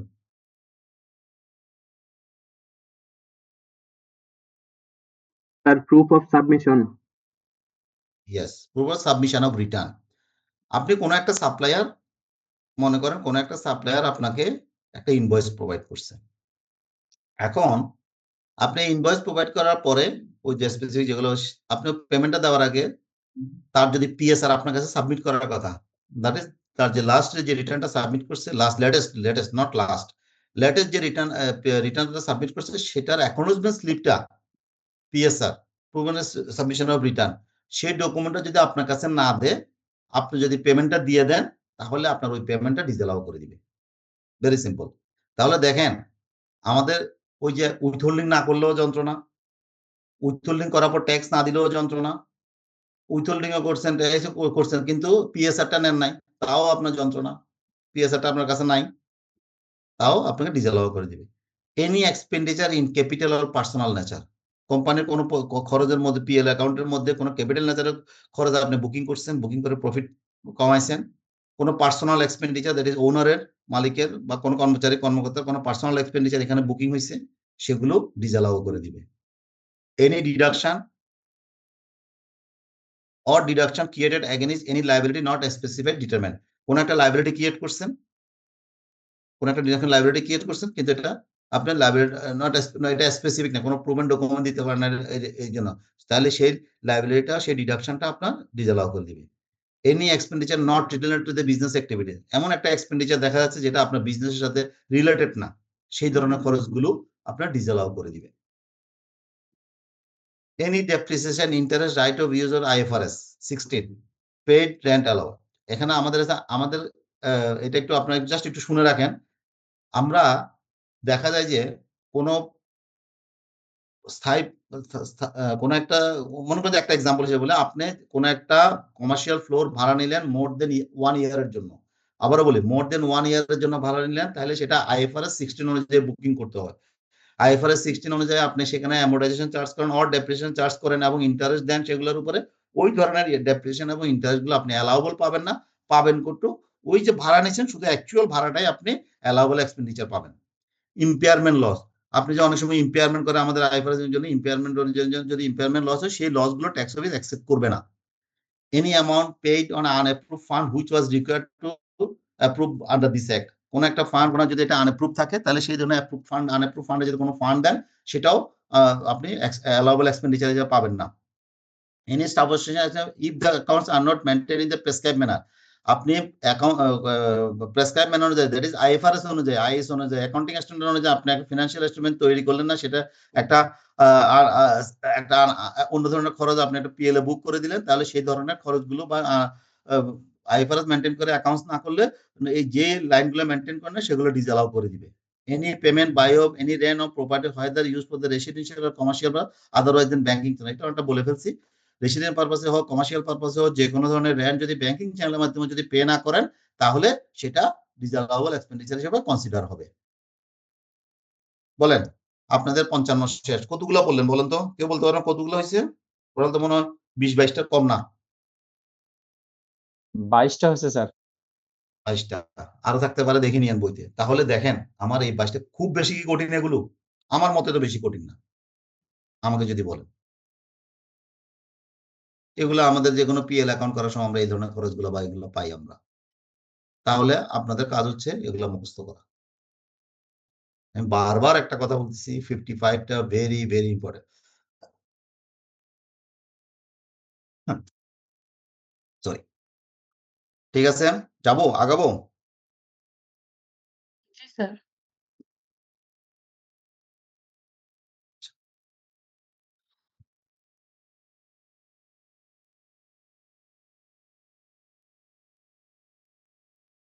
গেল, এখন যাই আমরা। আরেকটা জিনিস আমাদেরকে আছে, স্পেশাল বিজনেস ইনকাম। এটা আবার কি জিনিস? বিজনেস আবার স্পেশাল, একটু বলে রাখি স্পেশাল বিজনেস ইনকামটা। এই যে আমরা 55-এ ডিজেলাও করছি না অনেকগুলা, এই 55-এ আমরা অনেক কিছু ডিজেলাও করছি, তাই না? Thank you. জি স্যার। এই ডিজেলাও গুলোর উপর তো ট্যাক্স চার্জ করতে হবে, হবে না? বলেন স্যার এই ডিজেলাও করছে কেন ট্যাক্স চার্জ করার জন্য? ট্যাক্স কিসের উপরে হয় বলেন তো সবাই? ইনকামের উপরই তো হয়, ইনকামের উপরে ট্যাক্স হয়। তাহলে এতক্ষণ পড়াইছি সব এক্সপেন্সেস, আমরা পড়তেছি ইনকাম ট্যাক্স। ইনকাম হবে ট্যাক্স হবে, ইনকাম না হলে ট্যাক্স হবে না। কিন্তু আবার এতক্ষণ বললাম যে কি এক্সপেন্স করছেন, সেই এক্সপেন্স গুলাকে আমরা বলতেছি সেগুলোর উপরে ট্যাক্স দিতে হবে। দ্যাট ইজ আমার কথাটা বলার উদ্দেশ্যটা হচ্ছে যে এই যে এক্সপেন্স গুলাকে যে আপনার ট্যাক্স ক্যালকুলেশনে ঢুকাবেন, সে ঢুকানোর ওয়েটা হচ্ছে যে ওই এক্সপেন্স গুলো হচ্ছে আপনার বিজনেস ইনকাম ট্যাক্স ট্যাক্স আইন অনুযায়ী, কারণ ওগুলোর উপর তো ট্যাক্স হবে, ট্যাক্স তাহলে সেই জন্য স্পেশাল বিজনেস ইনকাম হেড দিয়ে এখন পর্যন্ত যতটুকু যেগুলো ডিজেলাও করছেন সেগুলো সবগুলো যোগ করে দিবেন, যোগ করে ওইটার উপর ট্যাক্স চার্জ করবেন। বলেন ওয়ার্ডটা বুঝছেন কিনা? স্পেশাল বিজনেস ইনকাম সেকশন 56 এটার মেসেজ হচ্ছে যে এইটা। জি স্যার, বুঝছি। ওকে, এখন এখানে আবার একটু বাট কিন্তু আছে, সেটা একটু দেখি আমরা। Notwithstanding contain in any other section. Notwithstanding মিনিংটা কি? এই আইনের অন্য কোথাও যাহাই বলা থাকুক না কেন, অথবা যদি এরকম বলে থাকে নটউইথস্ট্যান্ডিং কন্টেইন ইন এনি আদার ল, যদি বলে থাকে অন্য আইনে যাহাই কিছু বলা থাকুক না কেন, আর এখানে বলতেছে কি এই আইনে অন্য সেকশনে, মানে এই অন্য সেকশনে যাহাই কিছু বলা থাকুক না কেন, all expenses disallowed as per clause other than IFRS 16 and law section shall be considered as a special business income. এই যে আমি বললাম এতক্ষণ, এই যে এতক্ষণ বললাম অন্য সেকশনে যাই কিছু বলা থাকুক না কেন, এতক্ষণ যে আমি যে পেছনে যে তিনটা স্লাইডের কথা কি হলো রে বাবা, চাই না কেন? এই যে তিনটা, সরি, এই যে তিনটা এইটা আমরা দেখি, এই যে একটা পেজ অন্য, মানে এইগুলো যা এগুলো সবগুলো দেখেন, এগুলো সবগুলো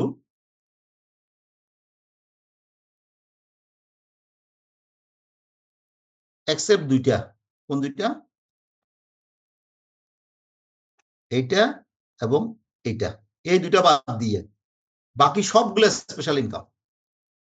অন্য সেকশনে যাহাই কিছু বলা থাকুক না কেন, এক্সেপ্ট ইম্পেয়ারমেন্ট লস এবং আইএফআরএস 16 এর আন্ডারে এগুলো ছাড়া স্পেশালি বাকিগুলো স্পেশাল ইনকাম হিসাবে পরিগণিত হবে। বুঝা গেছে ল্যাঙ্গুয়েজটা? এই ল্যাঙ্গুয়েজটা বুঝতে পারছেন আপনারা সবাই? Not sir standing content in any other section of this law, sir এ এই স্যার আইনের টি অন্য হবে না সেকশনে স্যার? যাহা, হ্যাঁ এস এবং ওই যে টি, ইম্পায়ারমেন্ট লস আর ইম্পায়ারমেন্ট এনি লস এবং অ্যামাউন্ট তার পেইড পরেরটা এনি স্যার, আদার। আইএফআরএস 16, হ্যাঁ না স্যার, এটা আইফারেস না স্যার, টি নাম্বারটা, টি মানে স্যার একদম শেষের আগেরটা, ইম্পেয়ারমেন্ট লস, ইম্পেয়ারমেন্ট লস। তারপরেরটা স্যার, এই ইম্পায়ারমেন্ট লস এবং তারপরেরটা। না না, আইএফআরএস 16 তারপরটা কি আছে দেখি তো। স্যার ওই যে any amount paid to any unapproved fund which is required to be approved as per Income Tax Act 2023, এটা স্যার। না না না, এটা আইএফআরএস, আইএফআরএস ওকে, আমরা দেখি বাংলা ইংরেজি দেখে। এই দেখেন, এটা কি 55 ধারা ধ এবং ন, ধ ধ এবং ন। আমি হয়তো বা ওখানে সিরিয়াল লিখতে ভুল করছি আর কি, যাই হোক আইএফআরএস না 16 স্যার, এটা, আমাদের ঠিক আছে? এই দেখেন, আমাদের এই ধ বইয়ে এবং ন। ম্যানুয়ালে স্যার, ম্যানুয়ালে টি নাম্বারে আছে স্যার, ইম্পায়ারমেন্ট লসের পরেরটা হলো টি নাম্বারে স্যার ম্যানুয়ালে। যাই হোক, আমি হয়তো বা সিরিয়াল ভুল করতে পারি, আপনি একটু দেখে নেবেন। বাট ইম্পেয়ারমেন্ট 16 এবং সরি আইএফআরএস 16 এবং ইম্পেয়ারমেন্ট, আমি এসটি বাদ দেন, আইএফআরএস 16 এবং ইম্পেয়ারমেন্ট লস এই দুইটা বাদ দিয়ে আপনার অন্যগুলো সব স্পেশাল ইনকাম হিসেবে কনসিডারেশন হবে। আপনি বলছেন, আমি তারপরে লেটেস্ট বইটা আমার কাছে নাই, আমি অফিসে রেখে আসছি, আমার কাছে আগের বইটা আছে, নাহলে আমি এখন দেখে বলতে পারতাম। স্যার তারপর টোটাল পয়েন্ট আমি হলো যেটা 21টা, হুম, টোটাল পয়েন্ট 21টা, 19 নাম্বার এবং 20 নাম্বার আমাদের ম্যানুয়ালে বলছে আহ, ওইটা আর কি ট্রিট করতে বলছে স্যার। এখন তো তাইলে আমাকে আরেক জায়গায় যাইতে হবে এখন। ওকে, দেখি দাঁড়ান একটা মিনিট। বাট আবার বলি, আমি যেটা বলছি সেটাই, হয়তো বা আমার এখানে লিখতে সমস্যা হইতে পারে। একটা মিনিট ওয়েট করেন দেখি, একটা মিনিট।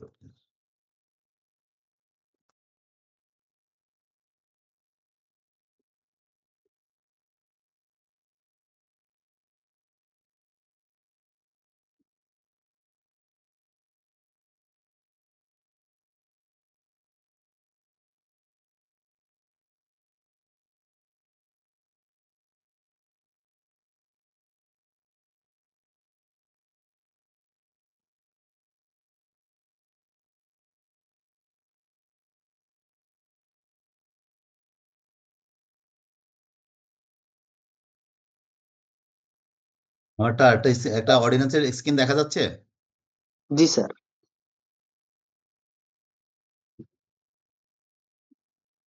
অর্ডিন্যান্সের স্ক্রিন দেখা যাচ্ছে? দাঁড়া।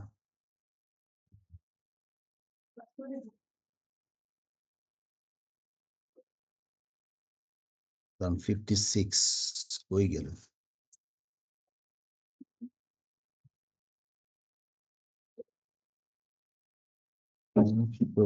সংশোধন। আপনারা আমাকে শুনতে পাচ্ছেন? জি স্যার, পাচ্ছি। ওকে, একটু আমি এটা খোলা দেখ, আমি নেটে ডিস্টার্ব হচ্ছে। 67 স্যার ওই যে আয়কর আইন 2023 স্যার যে লাল বাহাদুর স্যারের যে বইটা আছে স্যার, ওইটাতেও স্যার ধ এবং দন্তান্ন আছে। আমাদের ওই ম্যানুয়ালেও স্যার ধ আর দন্তান্ন হচ্ছে এস এবং টি পরে স্যার। হ্যাঁ, এস এবং টিতে তো স্যার যেটা লিখছে সেটা ঠিকই আছে। টিটা কিন্তু হচ্ছে আমাদের তো টিটা হচ্ছে ইম্পেয়ারমেন্ট লস আর এস হচ্ছে যে use of right as per IFRS. হ্যাঁ, আমি তো সেটাই বলতেছি ভাই, আপনারা আর আমাকে হচ্ছে mistake as per করতেছেন। IFRS, হ্যাঁ, কিন্তু আর আমাদের হচ্ছে as per IFRS। আমাদের ম্যানুয়ালে সেটা নাই, তাই বলছি স্যার। আচ্ছা ম্যানুয়ালটা কত স্যার ম্যানুয়ালটা এডিশনের? ভুল। ঠিকই আছে স্যার, শুধু স্যার আপনি মানে স্যার হচ্ছেন স্যার, মানে ঠিকই তো আছে স্যার আপনি যে লেখছেন। আমার মতে আমারটা ঠিক আছে। আমার স্যার আমার যদি আপনারটা নেটে আপনারটা ডিস্টার্ব ঠিক করতেছে। আছে স্যার, আপনারটা ঠিক আছে যদি ম্যানুয়ালটা হচ্ছে ম্যানুয়াল যদি 7th এডিশন 24 হয় তাহলে পেজ নাম্বার হচ্ছে 98-তে এস এবং টি বলা আছে। আপনার না সেটা না স্যার, আমাদের তো নতুন স্যার 25 আমাদেরটা একদম নতুন, 102 নাম্বার পেজে নতুন ভাই ম্যানুয়াল। ভাই আচ্ছা আপনার ম্যানুয়াল নতুন বলতে শুনেন, এটা কোন এডিশন? আমার কাছে 24-এরটা আছে, অবশ্য আমারটা পুরাতন। এডিশন 25। আচ্ছা ঠিক আছে, আপনারটা তাহলে ইয়ে হতে পারে। আমি 24-এরটার সাথে স্যারেরটা মিল আছে আর কি। হ্যাঁ, স্যার স্যার কিন্তু আমাদের আমাদেরটা মূল 25-এর। স্যার, মূল যে জিনিসটা দরকার স্যার, এটা তো আমাদের আছে স্যার, ইম্পেয়ারমেন্ট লস আর হচ্ছে আইএফআরএস 16 হয়তো হইলই স্যার, পরে মানে এটা একটু সিএল যাই হোক, সমস্যা নাই স্যার। যাক, তো মানে আমি যে জিনিসটা বলতেছি সেটা হচ্ছে যে আপনার, আমি যেটা বলতেছি মেবি এটাই রাইট সো ফার। আমি যেটা বলতেছি, হ্যাঁ আমি যেটা বলতেছি মেবি এটাই রাইট। আপনার যদি আম, কারণ আমি দাঁড়ান আবার একটু শেয়ারটা দিয়ে, আমার শেয়ার প্রবলেম হচ্ছে বারবার। হুম। তাহলে মূল মেসেজ হচ্ছে যে আমরা স্পেশাল বিজনেস ইনকামের জিনিসটা বুঝতে পারছি, ঠিক কিনা? Sir, sir 1 minute sir. Sir জি স্যার আরেকটু বলেন। ডিস্টার্ব করলাম স্যার। স্যার ওই যে অবশ্যই। লাল বাহাদুর স্যারের এইখানে তো স্যার নতুন সংযোজন যেটা সেটা স্যার নীল কালিতে লেখা আছে। তো স্যার এখানে ধারা 56টা স্যার নীল কালিতে লেখা স্যার। ওই যে ধোয়ার দন্তান্ন স্যার, ধোয়ার দন্তান্ন হয়, কিন্তু স্যার ধোয়ার দন্তান্ন ম্যানুয়ালে স্যার হচ্ছে ওই আরে আইএফআরএস ভাই ম্যানুয়াল বাদ, আপনি হয় আপনি লাল বাহাদুর টু লাল বাহাদুর দেখেন, তাহলে 55 এর সেকশনে যান না।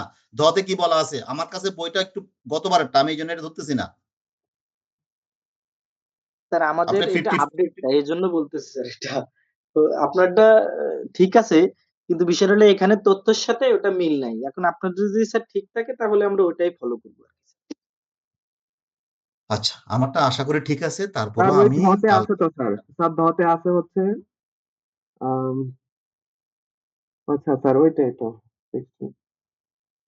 জি স্যার, এই স্যার হ্যাঁ ম্যানুয়ালে ভুল হ্যাঁ করছে স্যার। হ্যাঁ, আমি এই জন্যই বলছি রে ভাই। হ্যাঁ, হচ্ছে যে ইন্টারন্যাশনাল ফাইন্যান্সিয়াল রিপোর্টিং, আর দন্তান্ন হচ্ছে স্ট্যান্ডার্ড ইম্পেয়ারমেন্ট। মোতাবেক। আমি তো মনে ঠিক আছি। জি স্যার, জি স্যার। হ্যাঁ, এটাই অসুবিধা নাই। আমি এটাতে খুব পজিটিভ ভাবে নিই, আমি বিরক্ত হচ্ছি না। এভাবে আপনার চ্যালেঞ্জ করবেন, কারণ দেখেন এই চ্যালেঞ্জ করার মধ্যে আপনারাও শিখবেন, আমিও আপডেট হয়ে যাব। আমি যে সব একদম পারফেক্টলি আপডেটেড নট দ্যাট, এটা আমি বলতে পারি না, বাট চেষ্টা করি আমি আপডেট থাকার জন্য। আচ্ছা, তাহলে আমরা দেখেন এগুলো চেঞ্জ মানে, তাহলে আমাদের এই জিনিসগুলো আমাদেরকে অবশ্যই মাথায় রাখতে হবে। ওকে, তো আমি নেক্সটে যাই।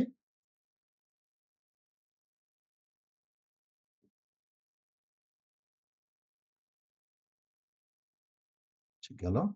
এটা আপনার দেখলে বাকিটাও করলে বুঝতে পারবেন, ততই না। আচ্ছা, এরপর আসেন একটা স্পেশাল বিজনেস ইনকামের, এখানে একটা কথা বলা আছে, যেমন আরেকটা কথা এখানে একটু বলা আছে, এটা একটু মনোযোগ দিয়ে শুনেন আগে, তারপরে আমরা no expenses set off or carry forward of loss expenditure under third schedule, depreciation, deflation, and amortization shall be allowed against the special business income at the regular rate shall be paid. Regular rate tax pay করতে হবে। বাংলাটা পড়ি, একটু খেয়াল করেন। এই অধ্যায়ের অধীনে বিশেষ ব্যবসায় মানে স্পেশাল ইনকাম বা ব্যবসা হইতে এই ক্ষেত্র সময়ে হিসাবে গণ্য কোনো আয়ের বিপরীতে কোনো প্রকার ব্যয় লোকসান সমন্বয় টানা যাবে না, মানে সেট আপ করা যাবে না, ব্যতীত অন্যগুলো অনুমোদিত হইবে না। এরূপ আয়ের উপর নিয়মিত হারে কর দায় করতে হবে। মূল কথাটা যদি বলি, নিয়মিত হারে কর দায় নির্ধারিত হইবে। ওকে, নিয়মিত হার কি? আপনি প্রতিষ্ঠানটা যে রেটের আন্ডারে, যে ধরনের ক্রাইটেরিয়ার আন্ডারে, সেই রেটেই আপনার ওই এই ধরনের স্পেশাল ইনকামগুলো বলে আপনার ট্যাক্স ক্যালকুলেট হবে। আপনার পরে একটা এক্সাম্পল আছে, সেটাতে আপনার বুঝতে পারবেন।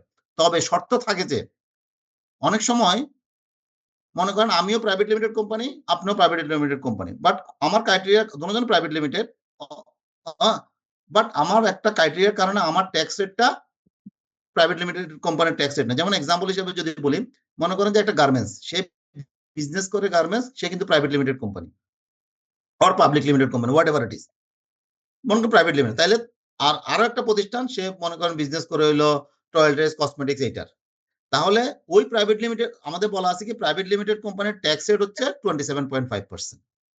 এটা হচ্ছে যে জেনারেল রুল, যেটা হচ্ছে যে নিয়মিত কর হার। বাট আপনার বিজনেসটা হচ্ছে গার্মেন্টস, সেই জন্য আপনাকে একটা স্পেশাল বলছে, তোমার ক্ষেত্রে হবে যে তুমি গার্মেন্টস, যেহেতু তুমি প্রাইভেট লিমিটেড হওয়ার শর্তে হও, তুমি গার্মেন্টস যেহেতু তোমার রেট হবে 12% অথবা 10%। তাহলে আপনাকে একটা স্পেশাল একটা রিডাকশন রেট দিছি। বলতেছে যে উপরে এইসব ক্ষেত্রে রেগুলার রেটে এই স্পেশাল ইনকামটা গুলোর উপরে, এই স্পেশাল ইনকাম মনে হয় আপনার ট্যাক্সেবল ইনকাম উপরে আপনার 12% হবে, কিন্তু এই ধরনের ইনকাম গুলো, স্পেশাল ইনকাম গুলোর উপরে হবে 27.5%, because of this is the pay. সেই জন্য আমরা, আর যদি সেটা হ্রাসকৃত হার হয়, যদি হ্রাসকৃত হারে হয় তাহলে হ্রাসকৃত হারে হবে। এটা একটু এক্সাম্পলটা দেখি, একটু কনফ্লিক্ট করে আমাদের সাথে, কথার সাথে। দেখেন একটা এক্সাম্পল, মনে করেন সুনশিন apples engage the export ready-made garments business during the income year 24-25, profit before tax 1 million, furniture purchase 2 lakh টাকা, which reported in PLN account। 2 lakh টাকা ফার্নিচার কিনছে, সে PL অ্যাকাউন্টে চার্জ করছে, তাইলে এটা কি রেভিনিউ এক্সপেন্ডিচার না capital expenditure? Sir capital expenditure. তার মানে এই একটা ক্যাপিটাল এক্সপেন্ডিচার, PL এ চার্জ করে প্রফিট হচ্ছে 10 লাখ টাকা। যদি PL এ চার্জ না হয়েছে, তাহলে প্রফিট হচ্ছে কত? 12 লক্ষ টাকা। ওকে, ফাইন।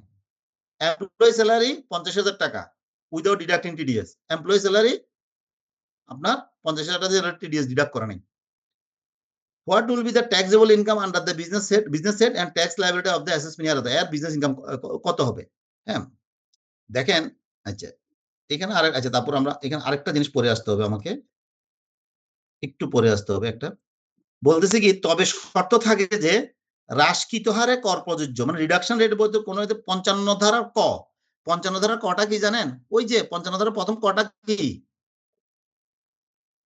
55 ধারার ক হচ্ছে যে আপনার যদি কোনো পেমেন্ট যদি TDS করা থাকে, TDS করা যদি না হয় থাকে, আমরা ওই যে ইনএডমিসেবল 55 ধারার কটা কি, আমি যদি বাংলা ওটা স্যার ওই যে যাচ্ছি না। TDS মানে ওটা স্যার প্রভিশন। হ্যাঁ, TDS করার কথা, TDS করেন নাই, আবার হলো ওই ডিপোজিটও ক্লজটা। করে তাহলে নাই।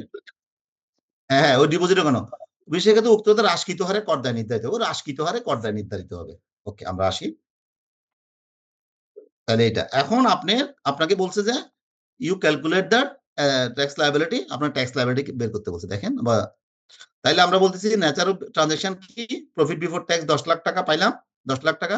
ইনঅ্যাডমিসেবল 55, দেখেন 2 লাখ টাকা আমার যেটা ক্যাপিটাল এক্সপেন্ডিচার, এটা আমি ইনঅ্যাডমিসেবল করেছিলাম, দ্যাট ইজ স্পেশাল ইনকাম। ইনঅ্যাজ 55 ক, আবার এটা হচ্ছে অ্যাকসেপ্ট 55 ক ছাড়া, মানে অন্য সবগুলো যেগুলো আছে সেটা। আর যে 55 ক হচ্ছে যে 50,000 টাকা, টোটাল ইনকাম 12,50,000 টাকা। তাহলে এইটার ট্যাক্স কিভাবে ক্যালকুলেট হবে খেয়াল করেন। এইটার বিজনেস ইনকামের উপরে 10 লাখ টাকার উপরে 12%, because of say reduction rate, say garments বিজনেসের রেট হচ্ছে যে 12%।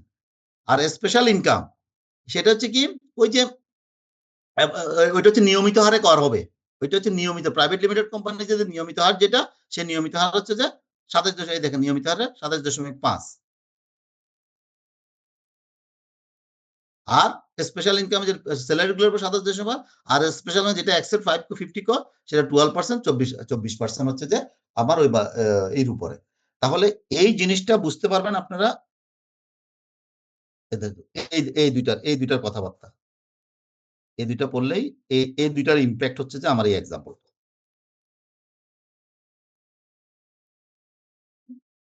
একটা হচ্ছে যে নিয়মিত হার, দ্যাট ইজ নিয়মিত, একটা হচ্ছে হ্রাসকৃত হার। দেখছেন এটা ব্যতীত, তার মানে এটা ব্যতীত মানে স্যালারির উপরে এটা ব্যতীত, তার মানে অ্যাভারেজ রেটে যাবে, আর এটার উপরে হচ্ছে রিডাকশন রেটে যাবে। কথাগুলো ঘুরানো বলা না, ঘুরাই বলা। এটা বুঝতে পারবেন আমার এই এক্সাম্পলটা যদি আপনারা যদি একটু মনোযোগ দিয়ে দেখেন। এই যে হ্রাসকৃত বলতে স্যার মূলত কি বোঝায়? হ্রাসকৃত আমি বলছি কথাটা, মনে করেন প্রাইভেট লিমিটেড কোম্পানি রেট হচ্ছে 27.5, ক্লিয়ার? একটু ট্যাক্সের থেকে আসলে ভালো হইতো। এখন প্রাইভেট লিমিটেড কোম্পানির মধ্যে গার্মেন্টস কে, গার্মেন্টস বিজনেসটাকে, এটা এক্সপোর্ট ওরিয়েন্টেড দেখে গার্মেন্টস বিজনেস বলতেছে যে প্রাইভেট লিমিটেড কোম্পানি রেট 27.5%, সকল private limited company 27.5%, except garments. Garments কে বলছে একটা রিডাকশন রেট, হ্যাঁ, হ্রাসকৃত হার, রিডাকশন রেট 12%। তাইলে ও বিজনেস ইনকামের উপর 12% দিবে, কিন্তু স্যালারি যে কমপ্লাই করে নাই সেখানে কিন্তু সে অ্যাভারেজ নিয়মিত হারে দিতে হবে। নিয়মিত হার মানে রেগুলার রেট, রেগুলার রেট মানে প্রাইভেট লিমিটেড কোম্পানির রেগুলার রেট। সে যদি পাবলিক লিমিটেড হইতো তাহলে 22.5% হইতো। সে যদি মনে করেন কথার কথা মোবাইল কোম্পানি হইতো তখন তখন হইতো যে মোবাইল কোম্পানি শুধু পুরোপুরি, ওখানে তার রিডাকশন রেট নাই। নিয়মিত হার হচ্ছে যে ওই ক্লাসের ওই ক্লাসিফিকেশনের যে রেটটা, রিডাকশন রেট হচ্ছে যে স্পেসিফিক কোনো বিজনেসকে কোনো রেগুলার রেটের থেকে কম রেটে যদি তাকে তার ট্যাক্স ক্যালকুলেট হয়, সেটা হচ্ছে যে রিডাকশন রেট অথবা হ্রাসকৃত হার।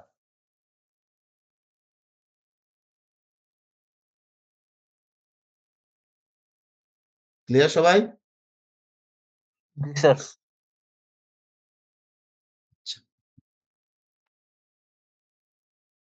আচ্ছা, আমরা এতক্ষণ পড়লাম কি section 55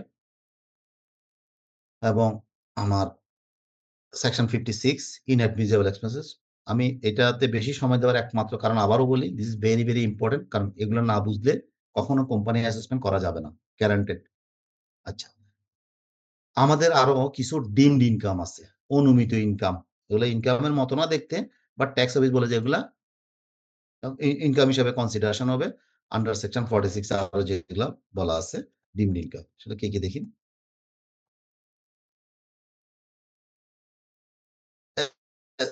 special area of business, deemed income refers to income that is not directly earned, খেয়াল করেন, but treated as a taxable under the আমার স্পেসিফিক অ্যাসার এবং কিছু রিলেটেড অ্যাসারের মধ্যে। বলতেছি কি profit from sale of fixed assets of business or profession.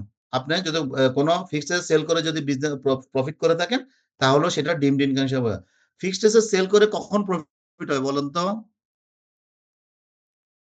কত ধরনের প্রফিট হয় ফিক্সড সেল করলে? সাধারণত কত ধরনের প্রফিট হয় কে বলতে পারবেন? আমি পড়াইছি এটা। স্যার 2 ধরনের। বলেন রবিউল। স্যার ওই যে ওই দিনের এক্সাম্পলটাই দিই স্যার। এটা হচ্ছে আপনি 100 টাকায় হচ্ছে একটা যন্ত্রপাতি কিনলেন। তো স্যার সেটা ব্যবহারজনিত ক্ষয় হচ্ছে 60 টাকা হলে, আর যদি 70 টাকা বিক্রি করি 10 টাকা আমাদের হচ্ছে মুনাফা হয়। স্যার এটা হচ্ছে, আরে স্যার নামটা মনে আসতেছে না। হ্যাঁ, একদম রাইট। মানে রিটার্ন ডাউন ভ্যালু হচ্ছে উপরে কস্টের নিচে যে ফিগারটাতে বিক্রি হয় সেটা হচ্ছে যে business profit on sell of fixed asset, সেটাই আমার বিজনেস ইনকাম হিসেবে ডিমড ইনকাম হিসেবে পরিগণিত হবে। পরিগণিত হবে। Profit out of insurance, service, compensation money from fixed assets, business or profession. ওই যে আমি যদি কোনো ইন্স্যুরেন্স করা থাকে কিন্তু আমার অ্যাকচুয়াল ক্ষতি থেকে যদি বেশি পেয়ে থাকি, সেই বর্ধিত অংশটাকে বিজনেস ইনকাম হিসেবে পরিগণিত হবে। ট্রান্সফার অফ এক্সপোর্ট কোটা, আমি যদি কোনো গার্মেন্টস এর ক্ষেত্রে, এটা আসলে এখন আর এক্সিস্ট করে না, থাকে না, তারপরও কোনো গার্মেন্টস এর যদি কোটা থাকতো যে এত এত কোটা, সে অনেক সময় ওই গার্মেন্টস তার কোটাগুলো অন্য কাছে বিক্রি করে যদি কোনো ইনকাম জেনারেট করে, সেটা ডিমড ইনকাম হিসেবে পরিগণিত হবে।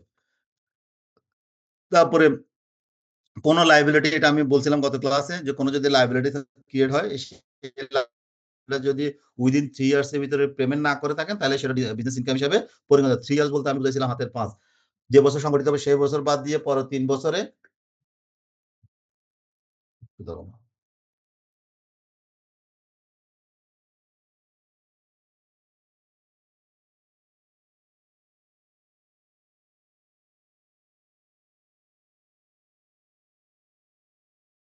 ঠিক আছে, হ্যাঁ, তাহলে আমরা সেটা বললাম যে হাতের 5 যে বছর সংগঠিত হয় তার পরবর্তী 3 বছরের ভিতরে যদি আমি পে না করি 4th বছর 5ম বছরে গিয়ে আমি সেটাকে ইনকাম হিসেবে কনসিডার করে নিব।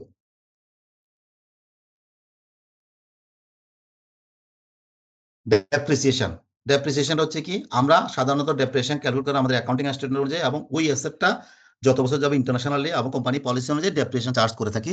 সে কখন কিন্তু ট্যাক্স অফিস ওই স্পেসিফিক অ্যাসেটগুলোর উপরে কোন রেটে চার্জ হবে সেটা মেনশন করা দেওয়া আছে। আমরা অ্যাকাউন্টিং ডেপ্রিসিয়েশনটা যোগ করি, ট্যাক্স ডেপ্রিসিয়েশনটা লেস করে তখন আমরা ট্যাক্সেবল ইনকামটা ক্যালকুলেট করে থাকি।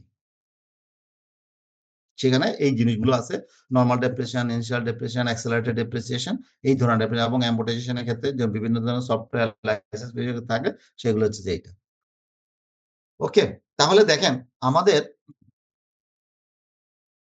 বিজনেস ইনকাম বলেন, কোম্পানি অ্যাসেসমেন্ট আমাদের মোরালেস ডান। বলেন এতক্ষণ পর্যন্ত যা বলছি, আমি একটু 1 মিনিট সময় নিয়ে আপনাদের থেকে বা 2 মিনিট একটু রেস্টও নিয়ে আমি যে যে আপনার কেমন বুঝতেছেন বলেন, বা আপনাদের কোনো কনফিউশন আছে কিনা, থাকলে কথা বলতে পারি আমরা।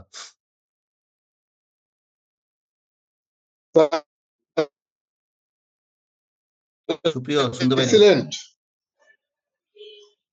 আচ্ছা, অন্য কেউ বলেন। Sir, excellent sir. আচ্ছা, অন্য কেউ? রবিউল? স্যার আসলে স্যার বোঝা যায়? ক্লাস আলহামদুলিল্লাহ। স্যার ওই যে অনেকগুলো পার্সেন্টেজ আবার অনেক কিছু ধারা তো স্যার মনে রাখাটা একটু ডিফিকাল্ট হচ্ছে আর কি স্যার, কিন্তু আলহামদুলিল্লাহ স্যার সবকিছু মিলিয়ে। মানে আমার কথা হচ্ছে যে ভাই একটা কাজ করবেন, বেশি পড়তে হবে না। আমার ক্লাসটা শেষ হওয়ার পরে আজকে যদি পারেন রেস্ট নিয়ে এই চ্যাপ্টার গুলো পড়ে ফেলতে পারেন, আর নয়তো 24 ঘন্টার ভিতরে পড়ে ফেলবেন, তাইলে ভুলবেন না। যদি 24 ঘন্টা পার হয়ে যায় তাহলে 70% উপর ভুলে যাবেন। আর যদি 56 ঘন্টা বা 72 ঘন্টা পার হয় 100% ভুলে যাবেন, এবং ভুলে তখন আরো ভুল মনে থাকবে, থাকতে পারবেন না। তো সেই জন্য সবসময় বলি তাহলে এগুলো 24 ঘন্টার ভিতরে এগুলো শেষ করে দিবেন। জি স্যার। ওকে, আমরা আসি। দেখেন আমরা পড়তে পড়তে আমরা 6টা চ্যাপ্টার পড়ে ফেলছি। আবার কিছু থাকে, আরেকটা আছে ইনকাম ফ্রম আদার সোর্স, যেগুলো অন্য হেডে আমাদের কনসিডারেশন করা যায় না, সেগুলোকে আমাদের ইনকাম ফ্রম আদার সোর্সের মাধ্যমে কনসিডার করা হয় সেকশন 66 থেকে সেকশন 69। ওকে, আসেন সেগুলো কি কি আমরা দেখি, জাস্ট একটু পড়ে যাই। এগুলো আসলে জাস্ট পড়ে নিতে হবে, এখানে বোঝার কিছু না, আমি একটু ফার্স্ট যাবো। Income from other source, royalty, license fee, technical no fee, use of intellectual property, এগুলো যদি পেয়ে থাকেন এগুলো আপনি income source other source. Government subsidy, গভর্নমেন্টের কোনো যদি সাবসিডি পেয়ে থাকেন সেটা ইনকাম ফ্রম আদার সোর্স হিসেবে হেডে রাখবেন। ডোনেশন, গ্রান্টস অন গিফট, কোনো ডোনেশন গিফট যদি পেয়ে থাকেন ইনকাম ফ্রম আদার সোর্সের আন্ডারে সেটা ইনকাম দেখাবেন। Group insurance benefit receive from by employ, কোনো এমপ্লয় যদি কোনো গ্রুপ ইন্স্যুরেন্স রিসিভ পেয়ে থাকে তাহলে সেটা আদার ইনকামে, এটা কোম্পানির ক্ষেত্রে প্রযোজ্য, বেশি করে প্রযোজ্য। Any income not covered under the specific, যদি কোনো ইনকাম অন্য কোনো হেডের ভিতরে ফেলতে পারতেছেন না সেটা এখানে আনি ফেলবেন। এখন আসেন আর একটু দেখি আমরা এই যে ডিমড ইনকামটা যেটা পড়ছি, আমরা দেখি কোনটা, এটা তো পড়ছি। হ্যাঁ, এটা একটু আমরা দেখি। সেকশন 67-এ কিছু ডিমড ইনকাম বলা আছে, যেটা একটু আগেও পড়ছি। তারপরে আরেকটু যেটা দেখতে এগুলা খরচ কিন্তু হচ্ছে যে ইনকামের মতো।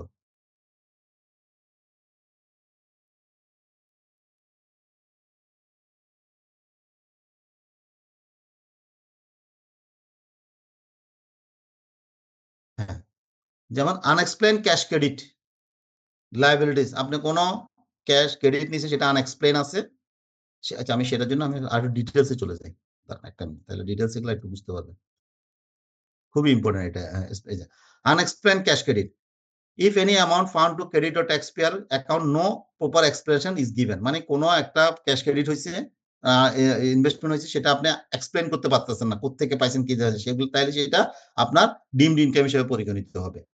আনএক্সপ্লেইন ইনভেস্টমেন্ট লোন আর এক্সপেন্ডিচার, কোন একটা এক্সপেন্ডিচার করছেন, কোন একটা লোন নিছেন, কোন একটা ইনভেস্টমেন্ট করছেন, এক্সপ্লেইন দিতে পারতেছেন না, সেগুলা ডিমড ইনকাম হিসেবে পরিগণিত হয়, আপনার ইনকামের সাথে যোগ হবে। তারপরে যে বাইং অ্যাসেস ও market value, below market value, আপনি মার্কেট ভ্যালু থেকে কম দামে, ফেয়ার মার্কেট ভ্যালু থেকে কম দামে আপনি একটা অ্যাসেট বাই করছেন, কিন্তু মার্কেট ভ্যালু চেয়ে কমে দেখাচ্ছেন, তাহলে বর্ধিত অংশটা আপনাকে বা এটাকে আপনার ডিসঅ্যালাউবল ইনকাম হিসেবে বা সরি স্পেশাল ইনকাম হিসেবে কনসিডার হবে। Compensation of contract of cancellation, হ্যাঁ, কোন একটা কন্ট্রাক্ট হয়েছে, একটা কম্পেনসেশন পাইছেন, সেটা আপনার any amount received of cancellation of the termination of contract হলে এই ধরনের কম্পেনসেশন গুলো আপনার ডিমড ইনকাম হিসেবে পরিগণিত হবে। প্রিমিয়াম অফ স্যালামি, অনেক সময় দেখেন আমরা বিভিন্ন সময় বিভিন্ন ধরনের দোকান টোকানে ভাড়া নেওয়ার সময় আমরা অনেক সময় স্যালামি নিয়ে থাকি, প্রিমিয়াম নিয়ে থাকি, এই ধরনের স্যালামি প্রিমিয়াম গুলা আপনার ডিমড ইনকাম হিসেবে পরিগণিত হবে।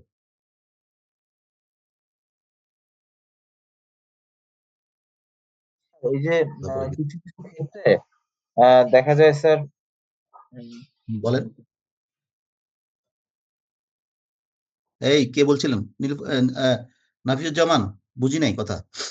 স্যার বলতে বলতে স্যার ভুলে গেছি স্যার, মনে পড়লে আবার বলতেছি। আচ্ছা, নইলে আবার বলেন। No tax deducted at source during the asset purchase, কোন একটা অ্যাসেস পারচেজ করতেছেন, হ্যাঁ, আপনি সেই অ্যাসেস পারচেজের সময় আপনি যে পেমেন্টটা করতেন সেটা থেকে ট্যাক্স ডিডাক্ট করেন নাই, তাহলে সেটা ডিমড ইনকাম হিসেবে পরিচালিত হবে।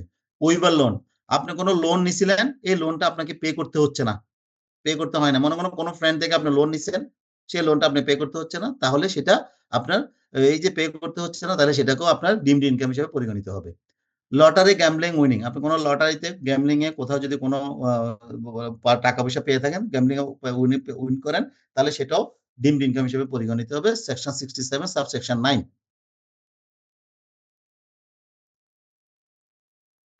ক্যাশ ইকুইটি রিসিপ্ট খুবই ইম্পর্টেন্ট। আপনি একটা বিজনেস করতেছেন, বিজনেসে আপনি পেইড আপ ক্যাপিটাল হিসাবে দিছেন, পেইড আপ ক্যাপিটাল হিসাবে যে ক্যাপিটাল হিসাবে যে ইকুইটিটা দিছেন, সেটা ব্যাংকিং ট্রান্সফারে হয় না, আপনি ক্যাশে দিচ্ছেন, তাহলে সেটা ডিমড ইনকাম হিসেবে পরিগণিত হবে। আপনি বলতেছেন যে কোম্পানিতে ক্যাপিটাল ইনজেক্ট করছেন, শেয়ার হোল্ডার মালিক ক্যাপিটাল দিছে, সেটা যদি ক্যাশে দেয় ডিসঅ্যালাউ হবে, সেটা অবশ্যই ব্যাংকে দিতে হবে, ব্যাংকিং চ্যানেলের মাধ্যমে দিতে হবে।